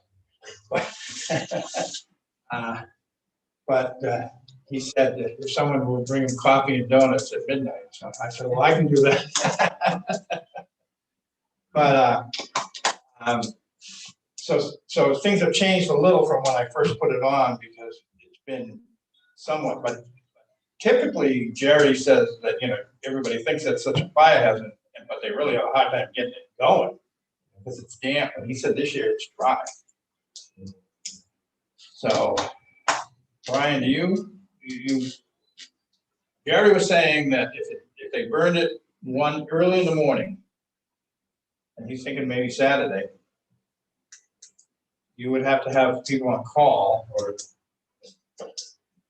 Go ahead, All right, help me through this, because I I'm will. getting different well, perspectives, but let me just finish, and then Chet would stay there, or somebody would stay there, and I understand you can't get anybody to, Saturday night. And then at the end of Sunday, Jerry thought that you guys could come out and douse it down and put it up. So that it would burn for 2 whole days and night. well, first thing is that, and I can't tell you what date it started, probably before I was born, but state law says once you're getting handed a written permit, you're responsible for that permit, the time frame that is given. And you that put your name on that yellow piece of paper have to be there at all times. And we have talked to Jerry about this for quite a while, because I got a phone call probably 5 years ago from forestry and said, hey, no one's out here. And I'm like, out where? Explain where they were. I'm like, okay, I'll let him know. She goes, this is your warning. Mind you, forestry hasn't come back, because they tend not to come to this section of the state in the first place, regardless if they have an incident or not. But Jerry is liable for whatever happens out in the sump down. So Well, that's if he signed it. if he signs it, but if he signs it and then Chet goes out and sits there, Jerry's still liable. Well, Jerry's not gonna work. we all understand how this is really gonna work, but I'm just passing on the information. Once Jerry signs it and I walk away, my hands are off this responsibility. But But I have done it, and I did it last year. did you sign it? No. Oh. Firewood. There's the board, I'm the firewood. I don't have to be on the permit. Well, technically, yes, I did sign it, because I'm the one that issued the permit. From another perspective. But yeah, I went out there because that year we did it, it was last year, it was not this time of year when this took place. It was more in the fact of fall, when I'm not working, and that's why I could sit there all night long. And I got paid per Owen. Now this is gonna go back on you guys to figure out if this was true or not. There's money in Jerry's budget to pay for these things. And I've also heard that others that have done it in the past are only getting paid minimum wage. And What others? that have done it in the past for Jerry, when he's got a permit, they sat out there at night. They're not gonna do it anymore for minimum wage. Who's others? Are they? Other people that work for him or are maybe related to him have sat out there at night, all night long, with the Yeah. creepy crawlies that go on out there, something, you know? Well, you got, someone has to do that. I understand that. Well, I got paid $20 an hour to sit out there. Well, Now, but that's a whole different story, but my concerns are, where does my role as fire chief, fire warden of the town come when it comes to that pile? And we've mentioned to him numerous times, if you know it's gonna rain, we will write it for you the day before it rains. but you can't get anybody to stay out. I understand that, but there's an expectation of that if I give him a permit, that the fire department's gonna cover his plot and put it out for him. Now, you saying that if he lights it on Saturday, which he normally doesn't do it on a Wednesday or Saturday, because the dump's open. Well, no, I know, but we're thinking the rain. I understand, and the rain's coming Friday, but it's the fact of, I have no idea if I can get anybody. It's summertime, and me to actually see anybody on the fire department, slim to none, because it's the time of year. And unless you guys do it, and I'll let you tell them, but I can't make our volunteers come sit out there. Because we're not a full-time department, as we all know. But I don't know what we're gonna do, how we're gonna do about it. I don't like having the blind eye to the issue that's at hand. Because I feel somewhat responsible that this pile is so big, but looking back at it, yes, it's not my fault, not fault, my responsibility. I'm not looking for faults. I know you're not. I'm looking for solutions. I know, I don't know what we're gonna do. Why did we stop chipping? That's what I want to know. Because St. George chips, and mind you, I saw their pile last year, it's the same height as their transfer station, and a lot wider. Oh, I know why we stopped chipping. Because the pile got 6 times bigger than it is now, and the guys from Chip wouldn't show up. I don't know if was an expense to it, Oh, yeah. because the other thing is, it's not as easy, so if he gets the permit, lights it on Saturday, and he wants it out Sunday night at 4 o'clock, we're gonna be there for almost 8 hours. Because that pile does not ever go out on the same day he puts it out. He didn't specifically say I'm from just Saturday, he said saying. after, the day after we get rain. Just an example was that if we went out there at 4 o'clock in the afternoon, we're gonna be there all day long, because this thing usually goes for a week, and it has been known in the past, it's still going when he restarts it for the next permit. Even after we've been out there, because we end up having to dig it out. Well, I don't know what the solution is then. I mean, I think we're gonna have to shut it down then. And I hate to do that.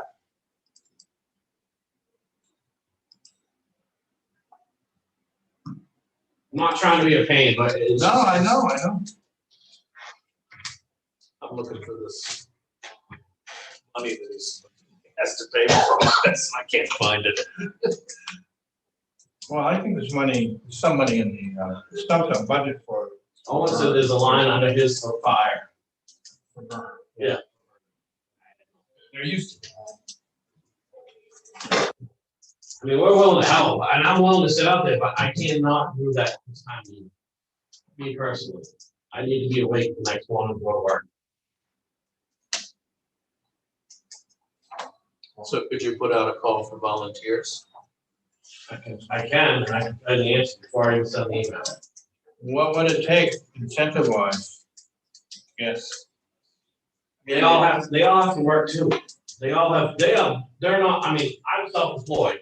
Yes, I can adjust, but I can't, not this time of year, I can't. The rest of them, they have full-time jobs. They have to be to work at 7, 8 o'clock in the morning. And they're not gonna go, I know they're not gonna go sit out there, even if it's 2-hour increments or 4-hour increments, it's still, I have one guy that works at Bangor Fire. He was off today and he's back on duty, leaves at 4 AM. Well, let me ask you a question. If it was lit at, say, 7 or 8 in the morning. Yeah. Burned all day, I'm not saying Saturday.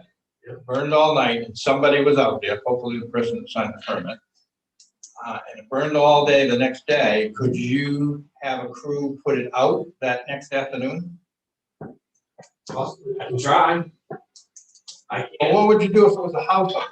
That's, honestly, they're all that way, we're all that way, that's different. Why? Don't ask, I mean, you can I ask. mean, it's don't a get me wrong. fire, and it could be dangerous to the town, and if we can't have a fire department that's willing to put out a fire. This is an intentional built one, that's, the other one's an emergency. I'm not, Intentional right but here. that was pre-planned, months in advance. Well, that was a little more complicated. Right. I will put it out there to see who might be available in the near future and go from there. I know I'm not around this weekend, so I'm not right Well, now. we can't do it this weekend, and premise, with it being a holiday weekend, it's a bad weekend. Actually, not weekend, I'm not available till October. We're gonna get a soaking rain Friday, it looks like. I know. And I'm gone every weekend. If I'm not working. $1,500. Huh? There's $1,500 for firewall. Yeah, there used to be always. I'll put it out there and see if I can, Well, I asked you in that email, I mean. I didn't want to reply to the email. I know, what incentive would it take? Obviously, if we said we'll pay one of you guys $1 million to go and watch it, they'd do it. They probably would. I can't, John, look, you guys haven't had time getting volunteers to sign up for stuff. I can't get people to join. I know. People's schedule's not like it was 10 years ago. I mean, everyone's busy, and I'm not saying, I'll put it out there, Okay. I'll see what happens. Yeah. Now, mind you, the ones that are probably gonna say yes are my juniors, and they can't go out. You can't get either a no or a yes unless you ask the question. And I will ask the question. No problem. And if Cat signed the permit, and he was out, you can't have multiple people on the permit? No. State doesn't do it that What way. a stupid law that is. Trust me. It's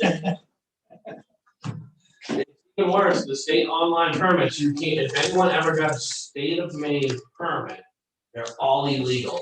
This was the person likes to match. You cannot burn until 9 o'clock at night, until 5 o'clock in the morning. 7 days a week, and there's so many people that spend $7, you're one of them, or used to be. Except they do have an exception now. There's 2 exceptions, that's it. Yeah. Steady rain, and it's gotta be snow on the ground, that's it. Or your fire chief has approved it, daylight. You're probably the only one that's asked me, but no one asked that question because no one reads it. I've called so many people in the last year, the state won't change it. And I told them, like, stop going to the state, go to the, we have the other one on the website that's completely free. Explaining when you can and can't get it. That's Nobody wants to call us That's the one anymore. I use now. As soon as COVID hit, we stopped getting phone calls. They all went straight to online, which is great, but none, one of them read how it really worked. I do have a couple other things on a different topic if I can. I don't, any objection, Brian, bring up a couple of things, go ahead, Brian. Jeff, you asked me on the way into the AFG, sorry, excuse me, AFG grant, I don't know, we're waiting. The dates they said, or months, they said we would find out, haven't happened. The latest I heard was July, but I'm not gonna hold my breath. That's the exhaust system. Yes, that's for the exhaust. It's federal government. When they decide they wanna start dishing out money, then they'll dish it out. And the old way of doing it was you'd get notified either way initially. Now they hold off to the end and say no. So this could take a while. Just so you're all aware. Hose testing this year will be conducted at 75 Maverick Street in Rockland. Right now, we are not doing it here. This company comes up from New Jersey, and I want to say 14 out of the 17 departments of this county all have them come up. So they're coming for a week, and we're going to the old Jason Pit, Planet Fitness, I think is what's there now. There's a fire hydrant there, and there's that vacant section of the parking lot. So we'll be doing hose up there, not disrupting on the road going forward. I think there was probably something else, but I'll try to add it into my notes for this one. Nothing. Oh. Bureau of Labor is coming in October. When I have the specific date, I'll advise, but they're coming for my shape renewal. So I'm up, but that doesn't mean everyone else isn't gonna get looked at. So FYI. Is an acronym for, Yeah, I don't know. Safety enhancement, blah, blah, some of it. okay. I can never remember the A, P, and E, so we get it every 2 years, I get renewed for it. What it does, it keeps him off their list for inspection. Routine. Unless something happens. Right. And for a guaranteed amount of time. Yeah. And it's kind of a kudo because there are not that many fire departments in the state that have. Not even half of the fire departments in the state of Maine are a part of this program. And it's simple as can be. Just gonna let you pay work. Okay, So that's all I have. Thank you. well, I'm not sure we finished the discussion on the demo 3, but I don't know what the solution is. He's gonna go out. I'll put it up there. I know, but that doesn't solve the problem, permit. Done before. Okay, planning board notification procedures. I asked her to put this on the agenda because I've been getting a lot of questions about planning board notification procedures and inconsistencies. And I read their bylaws that were adopted recently. And it's very vague. It says planning board may call for a public hearing, but it doesn't have any standards as to why. I would like to invite the planning board chair to come into our next meeting, now I've learned he's gone away. And talk about maybe amending their bylaws to identify what triggers a hearing, and what triggers a notification to abutters, what is an abutter for notification purposes, and those types, and how is notice done, how many days in advance. I really feel that this is an issue that we've had over the years that we need to get consistent on. And I think if we codify it, or ask them to codify it in their bylaws, which now have to come to us for approval, that would be a big step in the right direction, personally. And having said that, when I'm going to the bylaws, I noticed that several things that are now incompatible in their bylaws with the new ordinance. Plus, they still have language in there, which I commented on. That correct, but I don't want to belabor it tonight, but I would very much like to invite the planning board chair in to have this conversation with us at the next meeting. If it's not available the next. I don't know if anyone has thoughts on it. No, I agree. I can tell you that I was very cautious, as I said earlier, of not changing the process. We always did it exactly the same. And we did have legal come in and look at us when we were doing what was it, the gravel pit. And our ordinance still does not require a public hearing nor individual notification For permitted use. or permitted use, correct. Permitted use includes, by the way, things the planning board can put special exceptions on. So there is a lot of language about it being a hearing, but we have done nothing in the last 15 years to require hearings. There's a difference in subdivision. Subdivision is a different story, but for permitted uses, including special exceptions, there is no requirement beyond the normal notifications. So if you put it in the town bulletin, you put it on the website, you post it in the town and at the post office, that satisfies the notification period. When I was on the board, we made sure we never did more than that. Because once you do, you set the precedence. Well, And it now could become a requirement. well, I understand all that, but I think that, for example, my understanding is, I've been told, and I don't know if this is accurate, that a few years ago, there was a small in-house home occupation hairdresser with a couple of seats, and there was a full-blown public hearing on it. And there was a public hearing on the gravel pit. It wasn't a public hearing. Well, I just feel strongly that we are inconsistent in our notification procedures. And I'm not confusing it with a public hearing, although I do think that's a weakness too, because it says the planning board may schedule a public hearing. What's the criteria? You know, and I think there should be some standards. And I don't have specific solutions. I do think there should be some standards because people come and go. I mean, for years we had the same chair. So it was, you know, Roger for what, 15 years. So I mean, It's always right, it was always right. And I feel that, and I agree with you, I don't want to go overboard on it because that sets a precedent. I would just like to codify it, and have them codify it in their bylaws. And I guess I would ask for your support in that regard, or at least have a conversation. And I was gonna hold this till, Two things. The reason I know about this is because when I first moved in here, my next door neighbor started putting up a commercial building next door to me. And I called Larry Terrio, see the guy back then, he blew me off. Permitted use, we didn't need to tell you anything. So that's when I learned to read everything that I could find in terms of minutes and agendas.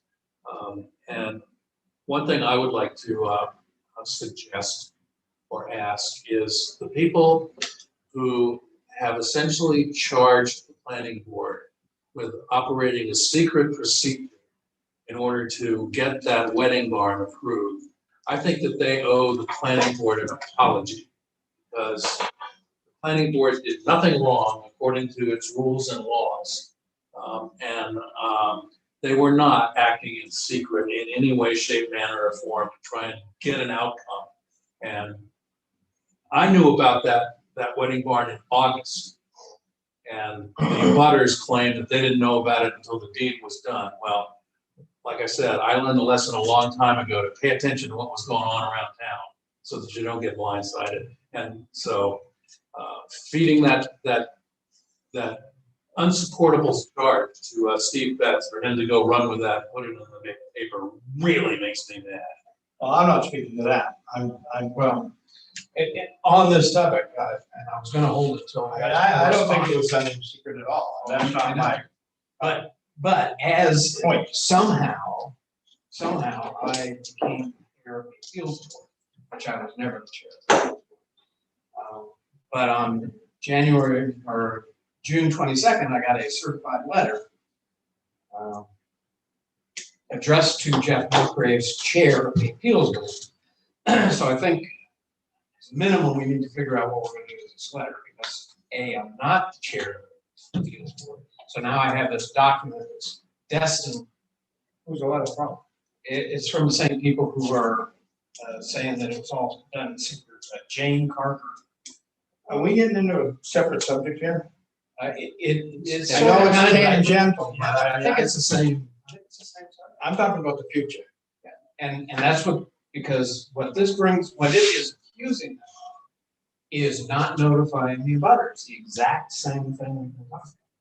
But that's not what I'm talking about. I'm not suggesting that they did anything wrong, that they had to notify the abutters. I'm simply looking forward, thinking that in the past, we have not been very consistent about notifying people of significant projects. And I'm just getting a lot of questions about it that's related to this, but I don't want to discuss this because I think this could be tied up in litigation. Well, and so that's the reason I'm bringing this up. Well, then, no, we Is what do we do with? Well, we might, what I do haven't do even with seen the letter, we might want to discuss that. I mean, I think we at least need to see the letter before we can discuss it. I mean, have you seen it? No, No. nobody's seen it But with me, I, because I just picked it up. we want to deal with it tonight? I need to deal with it. I think this is- Correspondence on what to do with All it. right, okay, let's take it up on the correspondence. I think this is a totally different subject. I understand that Directly it's related. directly related. Directly related. And which is why it's another reason I'm cautious to say that we don't have a process for notification. Because that's basically what they're accusing us of, not having a process for notification. I maintain we have a process and that it was followed. It may not be adequate for all purposes. And I truly believe it's been inconsistent. It may have been in the last time, but I can tell you, it wasn't before. It was very, very specific on what we did. I mean, I think, okay. I would, my question is a very narrow one. I would like to invite the planning board chair to come into the next meeting, or the next meeting when he's back. And have a conversation with him about the bylaws, which would include potentially amendments that would codify, for lack of a better word, notification requirements. And also when a planning board hearing is or isn't required. I don't like that it says the planning board may hold a public hearing. And there's other issues in here too. It says they can hire people, often they can't, select board can hire people. It says there's just other issues. I won't bore you with tonight, but in the bylaws. And the change we made to the planning board ordinance says that bylaws have to be. Right. Right. So that, I think that's an opportunity for. Right. You have to relook at it and bring it for our. Is that, But is that the latest that they did in December? no, not December. Maybe it was Since. February. They had these two workshops. February. February. That's the latest. Yeah. But, and I made several comments on those. Obviously, they didn't value. I did the exact same thing. And I really, I spent about 4 hours doing it. And I even participated in one of their workshops to discuss why I was making these recommendations. And here's, ignore it. I mean, they got things like you gotta make a motion in executive session, get out of executive session, which you're not supposed to do. So the February bylaws, they haven't brought them to us for approval. They didn't have to. At that time. At that time, they didn't, because it was before the town meeting. Catch one. Strikes again. We agreeable to invite them? Yes. And I think in this day and age, and, people expect notification. We've learned. I tell you, I don't think that hair salon thing was a public hearing by any stretch of the imagination. It was a meeting in that back room between Bill Butler and a bunch of people, and the abutters got their jets cooled when they found out that there was no grounds for appeal. So permit was gonna be. Well, and then they did appeal it. That was our one meeting as Board of Appeals. Right. And they came And I read to them what the grounds were for appeals and who could make an appeal. And none of them qualified. And so they withdrew their appeal. My understanding from Terry is they were notified of the CEO of this permit. I mean, then you said Bill about notified. But as I think about it more, I think Jeff's right, they just came to the select board meetings, but I think Bill made it clear that it was gonna be discussed. But they somehow got notice. They knew about it. Oh, this is for the hair salon. Oh, the hair salon. Yeah, Yeah, they, salon. that's right. And that's my point. You know. And that's the point I'm hearing a lot about. And I don't want to say we don't want to talk to them about the bylaws, but most of the changes that you're recommending for notification, those go to the ordinance. Because it goes to the bylaws state of the board. The ordinance goes to the public and tells them what the expectations are. And in most cases, you want the applicant to do the notification. Well, I'm more than willing to kick this to the ordinance review committee. Well, I still want to talk planning board on the bylaws and what they have in it. Okay. Okay, if there's no objection, I'm gonna put this CEO LBI recruitment to the end of the meeting, because that may be executive session. The draft bylaws for Mid-Coast Internet Development Corporation and the action study, we now do have some extra time. We didn't have to have them in by Friday. Oh, well, yeah, we don't have to, but they're still going to enact it. Yes, but they're giving us an opportunity. Exactly. But I do think we should send them to legal and have a look at them. I went through them. There's a lot of snakes in them. In one place, it says that there's only one kind of a member, and currently that's 2 organizations who are charter members. So now everybody else is going to be. Everybody has to be chartered. There's a lot of gobbledygook. I struggle with the whole agreement and I struggle with this whole concept that we can build a firewall between the town. I don't buy that. I mean, push comes to shove and bankruptcy occurs, and we municipalities created this organization. We appoint the board of directors. You can't tell me that we're not at least gonna have to defend ourselves in a lawsuit. Well, and I still have, the whole concept, I still have some issues. Because right now, the state has just created their organization to do the exact same thing. So how is this gonna combine into it, be part of it? And I don't know if you saw it, but at the last county commissioners meeting, they went to them saying, we want your $7.7 million. And 2 of the 3 commissioners just started shooting in the face. I mean, there was. Well, it changed to $4 million real quickly. Right. Yeah, that's so what it's 7.7 million, and they get into the meeting, and all of a sudden they take 3.7 million off the table. It's like, yeah. And we want a decision right now, so that. And why do we need your decision right now? So you can have a seat at the table. And 2 of the commissioners said, we've got a seat at this table. We've got control. We have money. We have the 7. We have the 7.7. And we're not going to be in a hurry to do this. They did quote me once, because you had made some comments about it.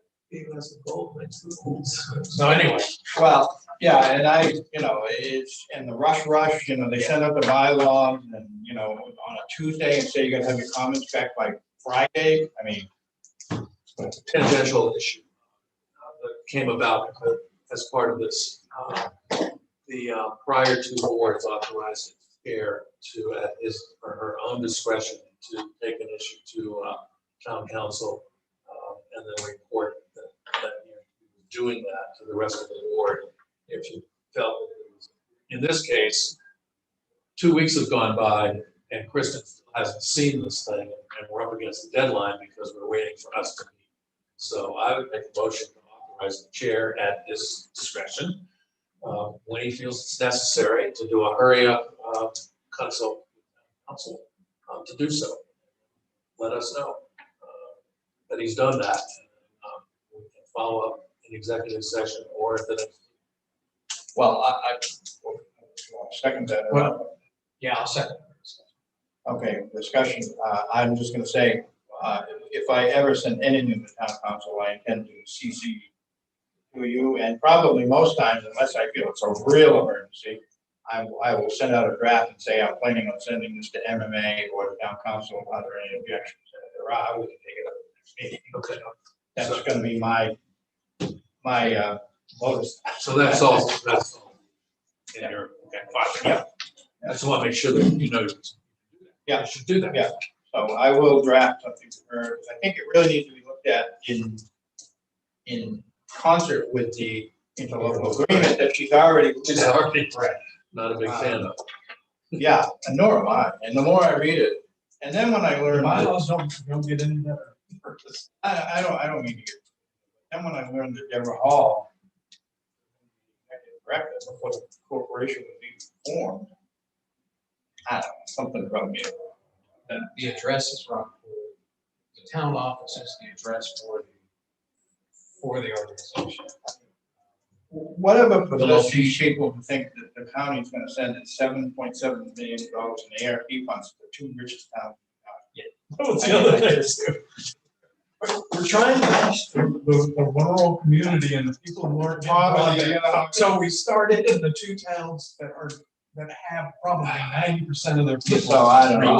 The ones that already have red zones five. On the other hand, I'd hate to miss the boat on a golden opportunity or potential golden. I don't mind sending them $5,000 to get our. Well, that's the next thing. Are we ready to make a decision on that, or do we want to put that off to the next meeting after we hear back from Kristen? Because the town meeting simply authorized us to do that. It didn't direct us to, correct, I believe. Let me check. I'm almost positive. We have a warrant. I'm almost positive. No, I don't see that. I'm sure you have. No, not there, yeah. Did I get one? I have my annual report. Oh, Those articles no, are it in. wasn't in that one. It would be like 34, 35. Was it corrective or permissive?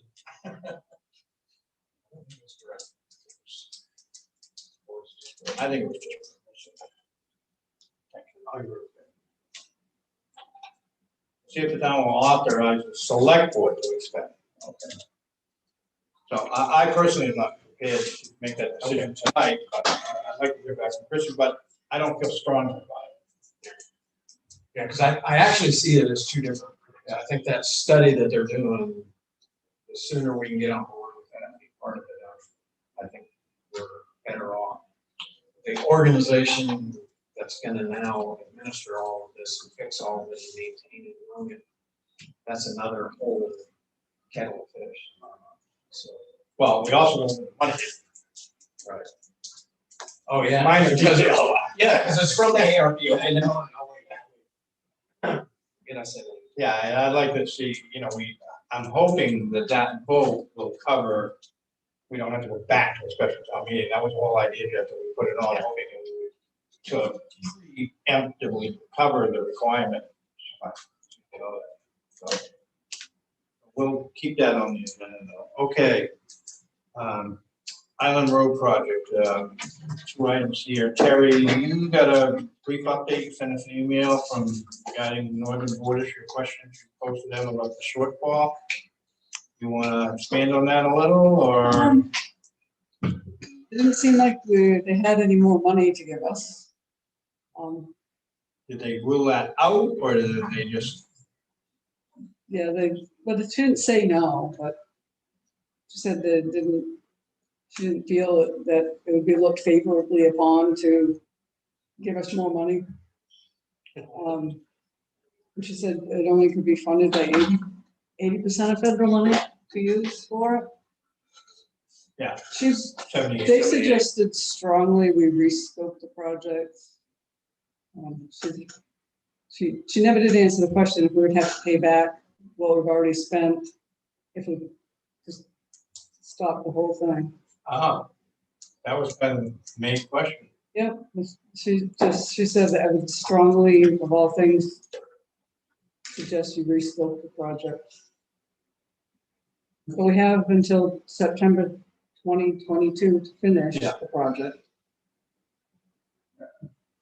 Yeah, and maybe there won't be a shortfall when all is said and done.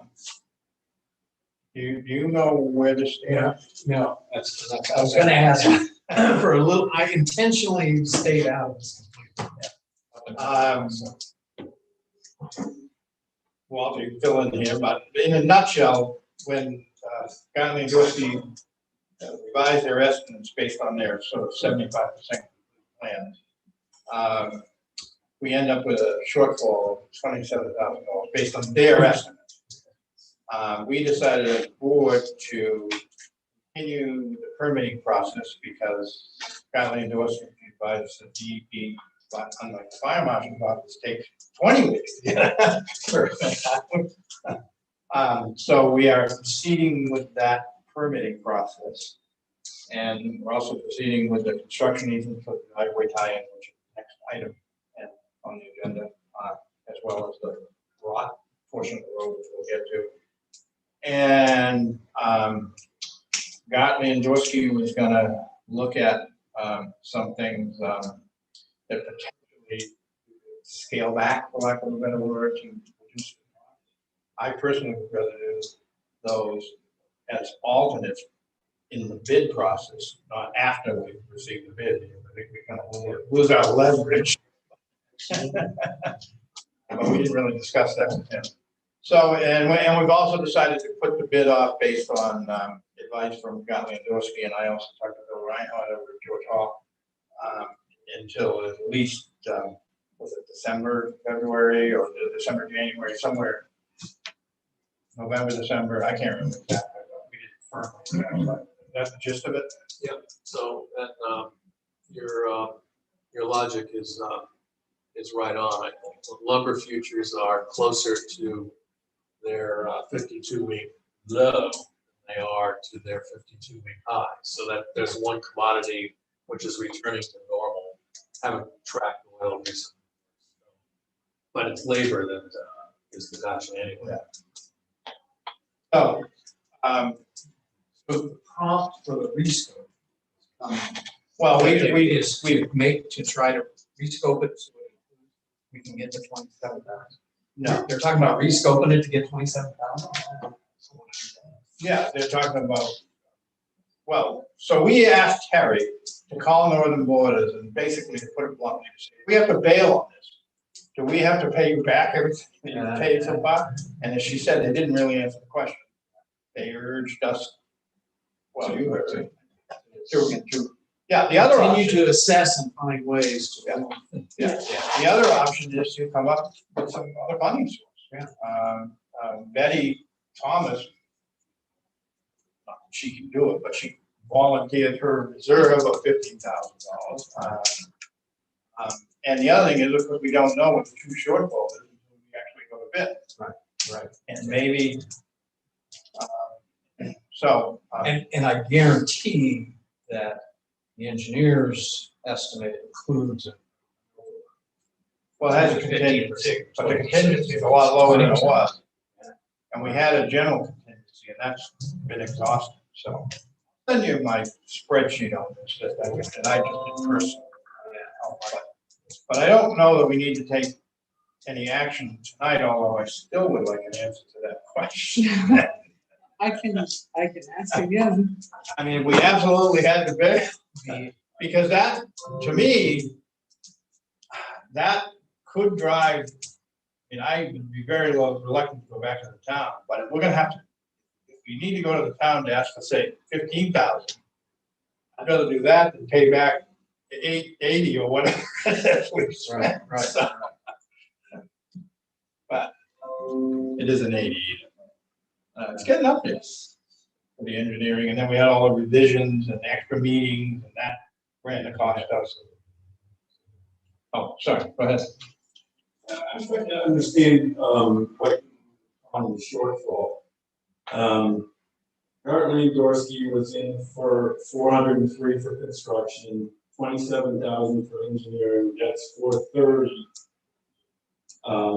But in which the original budget was 420, so that's only 10 over, but you're saying it's 17 over? 27 is the shortfall I come up with, but those numbers aren't ringing a bell. What are you adding in there? I'm adding in what we spent today. We had quite a bit of extra engineering costs because of the revisions, all the extra meetings, and stuff like that. His revised estimate based on the 75% for our earnings. The legal work that's been done to date, which isn't a great deal, but it's gonna be a little more to come. That's it. Well, it'd be nice And to I have could- an actual itemized, statement about what the budget is now, so we can understand it. Yeah, I don't know. I don't know that there is a specific detailed budget. I can give you what I put on a spreadsheet. As you So know, mine, I'd be happy to share it with that'd be you. great, Yeah. thank you. Nothing official, I put right on the top, unofficial, not a town document. It's not squaring the question. Yeah, but I don't recognize the 403. do you? I recognize 420. But I don't have Was the my, original budget, 420 was- 403 original ice construction, and 27,000 was the cost. That's 430. And the budget was 420. yeah, I don't know that I have that info tonight. Yeah, 430 minus the 10,000 from Island Institute, brought it down to 420, and 420 was the, takes 22%, 420 was what we went to the town for in, last year. So, and that, 18%. pardon? 18%. No. 22%. 18%. The grant's 78%. No, 22, right? 18. I don't think so. Mm, Isn't it 22? I think it's 22. It's 22, Yeah, I'm almost positive. Okay. all day long, it's But, 22. Yeah, let me send that to you. I can't Okay. shoot you here tonight, but it's basically those are the elements and, so I guess the only action item then is, Terry, you can push again on that. Yep. And you can blame us. Just Okay. say the board would really like to know if they absolutely have to. Really want what they're thinking about. Right. Is it another option to look at, once again, shortening the length of, I'm thinking right around the pound where the road is higher. It's when you go around the actual, past the pound where the road is sinking in, where the guardrail is. Because I think you're only raising it up a little bit in front of the pound. Anything? No, I actually, in front, well, no, in front of, I'm thinking in front of the building itself. In front of the building. It's coming down a little bit to blend it into their driveway, I believe, but. Yeah, and that's basically what Northern Border is trying to do. To continue to assess and find ways Right, that's what I'm saying. to Yeah. rescope it, but And their I- solution. And we, my sense is, we asked Andrew to do that. Yeah. So, we even But suggested. he had a whole laundry list of why nots for reducing the length. Right. Which Yeah. I can't challenge or agree to, Right. because I don't know the field. John, I'll try to get you that. It won't be in the morning, but I'll try to get it to you tomorrow. Okay, and then the other thing is we have these draft easements from Kristen. 3 are construction easements for the driveway tie-ins, which as I understand from Kristen, and Andrew, people don't have to sign, but if they don't, their driveways are gonna be difficult to negotiate. So, I'm sorry to hear. If we don't sign, if they don't sign, their driveways are gonna be difficult to negotiate. Are you a Nolan? I'm sorry. Are you Mr. Nolan? no. Are you a Gordon. Longfellow? Gordon, Are you in Longfellow? no, I'm on Point View. I don't know. I don't. Do we have a Gordon? That's on the other You have side. no fear. That's on the other side of Island Because there's no garden, Gordon. Road. Gordon, There's so Longfellow. I'm off of where the Oh, turnaround yeah, okay, is. yeah, so it doesn't come in. So, yeah, but like, you can't really see the lobster pound because there's trees. Yeah. My property faces that. So, I looked at these, I have two, first of all, let me reiterate this. There's one construction easement for the two driveways that deal with Longfellow Spruce Head LLC. As I read it on the map, there's one with Nolan, and then there's one with Thanis. Famous, the brothers. That's that horseshoe thing that's, with the truck turn around. And that's how we access, there's 3 homes that access our properties through that horseshoe. So those are just temporary construction easements to allow to tie the driveways in. Then there is the road easement that is still in the right of way, but it's outside of the rock portion, which new word I learned, is the used portion, or currently used portion. And that's a permanent easement for the families. I read them, I have personally have 2 issues. One is it says owed easement instead of road easement. That's minor. But the other issue I have is it doesn't reference the 75% plan, it references a previous version. And I think it should reference the latest one. She mentioned that.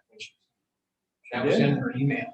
She said, I need the current plans to reference. Okay. I didn't see that. I didn't see that. Okay, That was. so can you send I her could those? send her, yeah. But I think we also, personally, we're in no rush for these. I think we should, That was my. well, I don't want to delay them forever, but I think we should send you in to take a quick pick at it. Do you have an issue with that, or? No, not at all. So, And I do have one general question about, are these no fee easements? well, that's the other question I had, and it said I think that was my $1. understanding, that it was no fee, but it does say for valuable consideration, which typically means, in my experience, $1. But I was wondering, Terry, maybe when you send her the revised plans, you could ask that question too. What is she envisioning for valuable consideration? And it may be different for the construction, for the driveway easements than it is for the. But the temporary driveway easements, obviously we're not gonna. And those are short-lived, those aren't long-term, right? Right, they go away. Go away. Yeah. And obviously we're not gonna pay much for tying somebody's driveway in, so. Right, because you're doing them a favor. So to speak. So the other one could be a question. I'm assuming, my assumption was that we're talking minimal. But that was my other point. And the main reason I asked that question is because although I don't think we're heading in that direction, but if somebody says, no, you can't, then we'd end up having to go to the county and asking for eminent domain determination. And when you do that, it has to be fair market value. It has to be fair market value. So I was curious as to whether that was.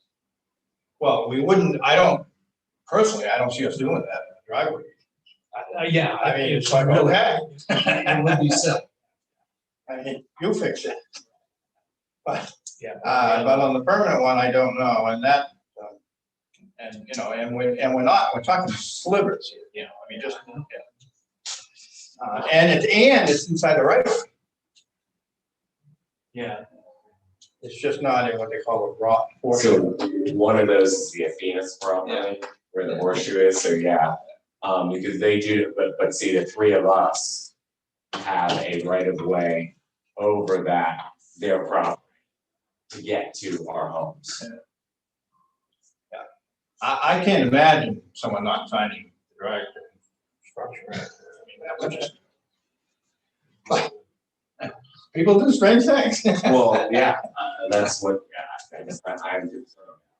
Yeah. They, But Well, I'm sure. I mean, they're the one, they're the developer, right? Their Venus is the developer.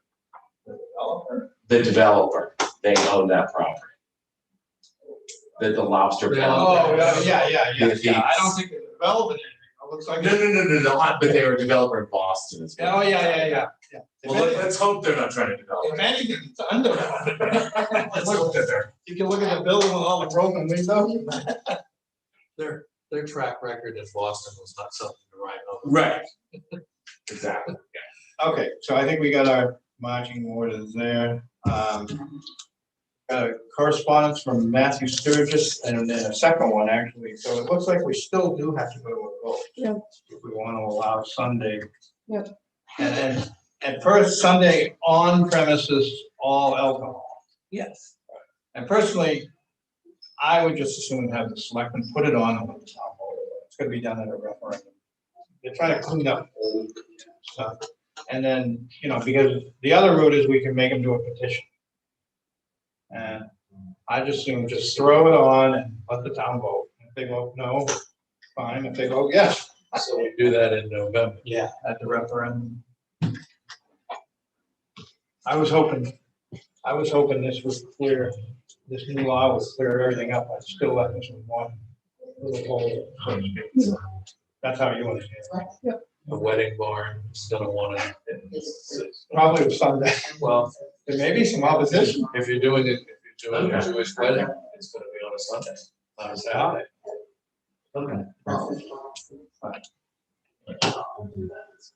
Okay, so, warrants, well, you want me to do this now, correspondence? Well, yeah.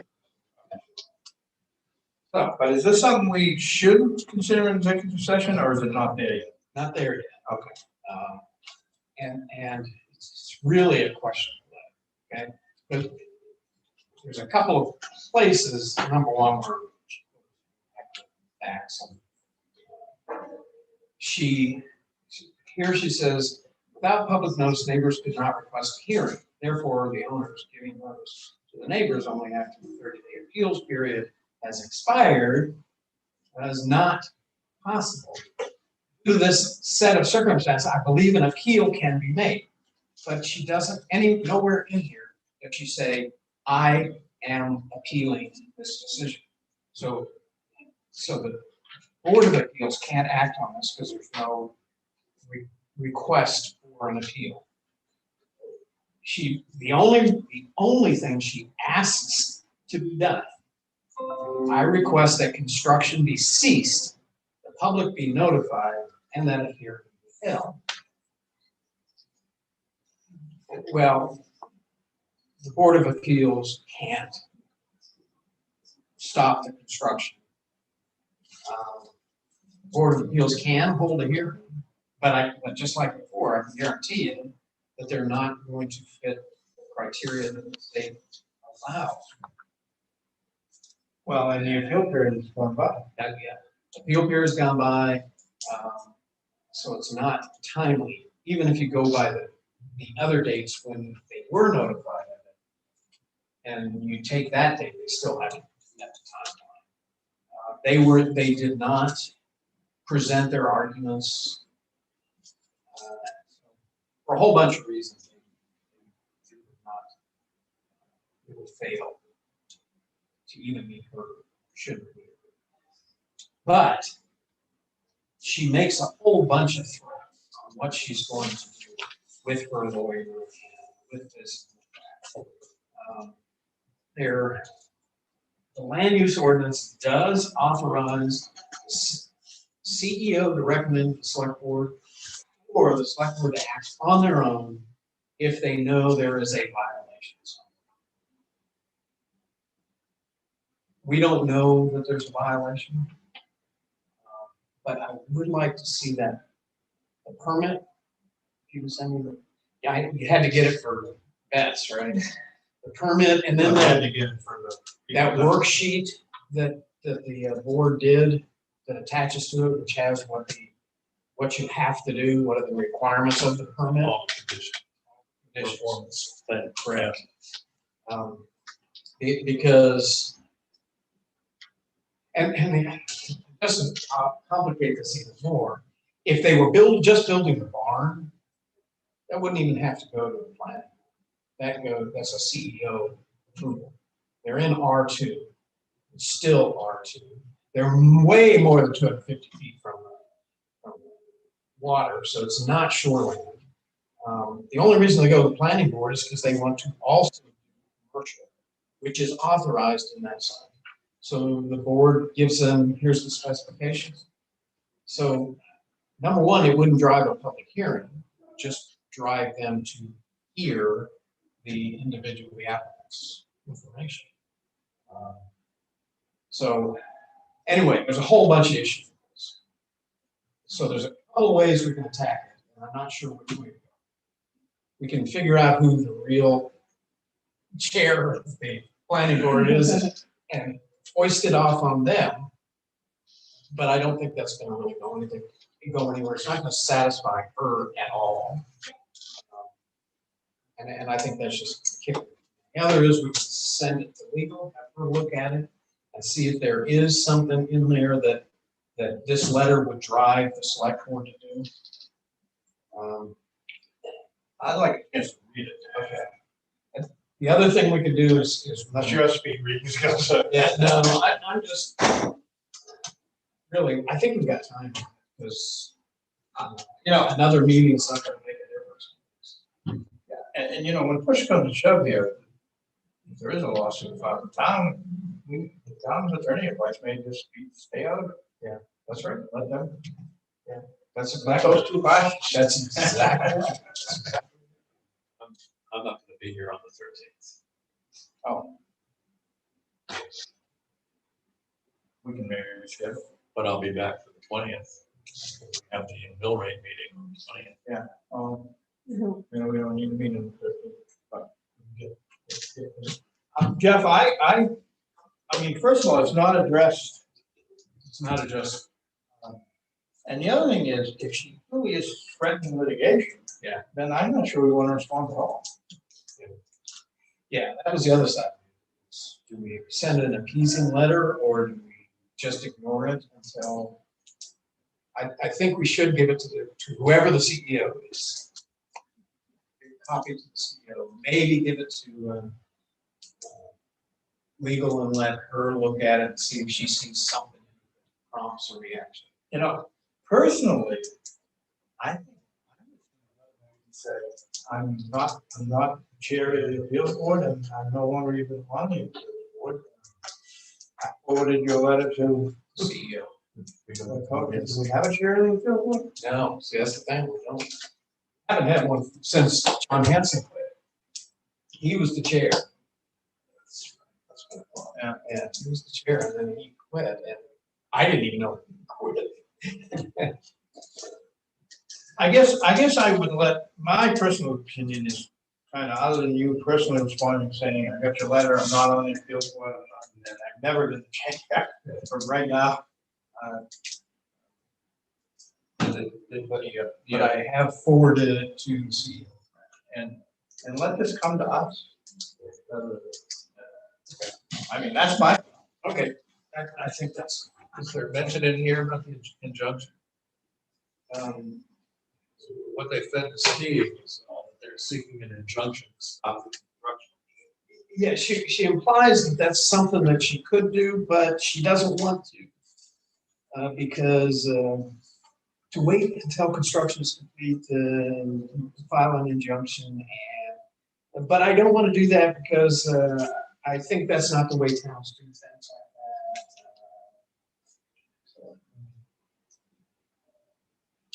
that. And half of what she talking about school now, half of what she wrote is just, I don't know where she gets it, you know. Our local ordinance that requires noise to be below 65 decibels. We don't have an ordinance on noise. Period. We don't have an ordinance on noise. I think that it might have been one of the. it's one of the. It's one of the conditions. But you can satisfy that requirement with a friggin' rock crusher, as far away as that is from any of the neighbors. where that location is. Because it's not where it's happening, it's on any of the borders. The 65 decibels, by the way, was of the famous gravel pit. Yes, and that's where it came That's from. where it came That's from. exactly where it came from. Yeah. I guess, I hate to be heartless, but to be blunt, until somebody does something, it's hard to react to it. Yeah, I mean- she says they're violating the DEP rules, which I can't even imagine what that would be. Well, And that their plumbing, their septic system isn't adequate to the requirements, but I don't think it's in, or if it is. I don't even know if they have a septic permit, right? That wouldn't Yes, come. They have a septic permit. They do. So if they've got a septic permit, then it meets the requirements. Otherwise, they wouldn't get a permit. Yeah, Terry's very good about that kind of stuff. And Terry one thing- Or didn't, did Mo give? Mo gave One it thing to we her. know about Mo, she knows a lot about septic systems. That is true. Okay. So I will respond, you got the wrong address, but I did forward this. Do we want to send it to you? Wait. I think. Okay. Okay,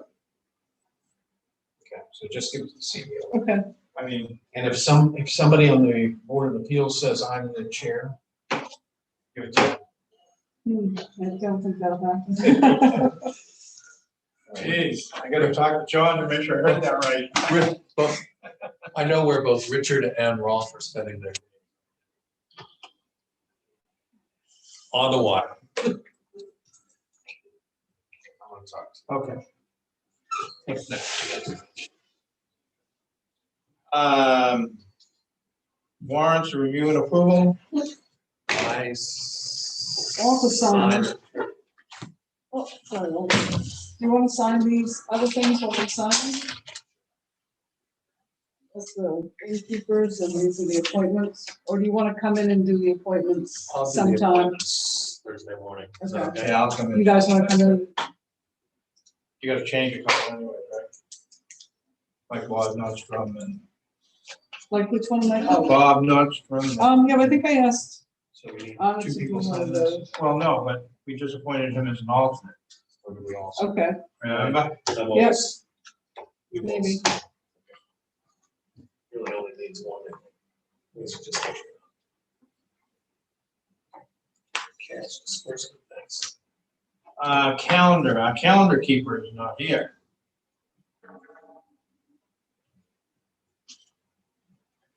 So we currently have a meeting scheduled for the 13th and one for the 20th. Do we need both of those? And Walter's not here on the 13th. I wouldn't miss the 20th for anything. 20th, My second favorite meeting of the year, town meeting. yeah, the mill rate, we're just gonna hopefully set the mill rate. But is the assessors agent's gonna be ready? Hopefully. Can you find out? But we can keep the 13th, we can keep the 20th on the calendar anyway. So why don't we, It's okay that I do a pen and ink change to the Jan guy. What do you change? Jan Gaudio, It's on here, so. Oh, on the, yes, on the warrant. Yeah, Oh, we gotta go into the trio and change that. Yeah, sorry, Jeff. that's all right. As long as it's not illegal for me to pen and ink it. so do we want to cancel the meeting on the 13th? Yes. You don't care, because you're not. But I think it's better to have three, and I always, I hate to miss it. So let's just go with the 20th, hopefully we'll do the mill rate. And why don't we book a couple for August? I don't think we have any booked for August. So if we stick to our normal plan, it would be the 10th and the 24th. That work? Tuesdays are a problem for you sometimes, Only the first and third. so the 10th and the 14th. Just as a way of history. That's why that's. Because the line is always in that moment. Well, why don't we tentatively schedule the 14th and the 28th too. I can do it on my calendar. Oh, I'm not here the 14th. You're talking about September? I mean, Want to do the 7th or you can't? well, I mean, every once in a while. So, Yeah, I already had the 14th and the 28th. Oh, you did? I'm not here on the 14th, so can you swap? Walter, I can. why don't we go with the 7th and the 28th? And Jeff, you can skip up, and we'll try to keep the 7th a light agenda.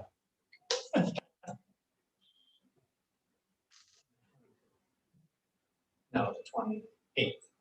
That's September.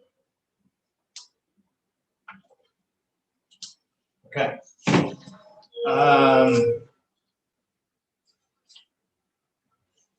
I'd like to call for a motion to go into executive session to discuss the CEO LPI.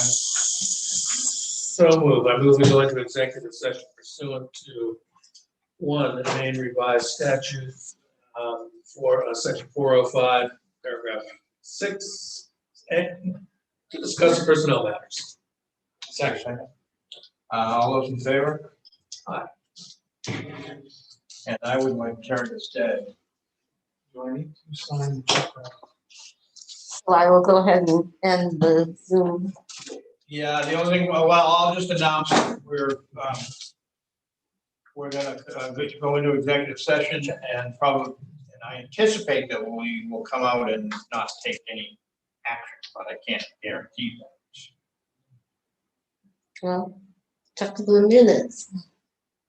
Yeah, I don't, I think we need to just shut it off. Yes. That's what I'm saying. Yeah. So you won't see, if we do take, so I'm letting the public know that if we do take some action, which I'm not anticipating, it won't be recorded. Okay, so they can read it in minutes. Yeah.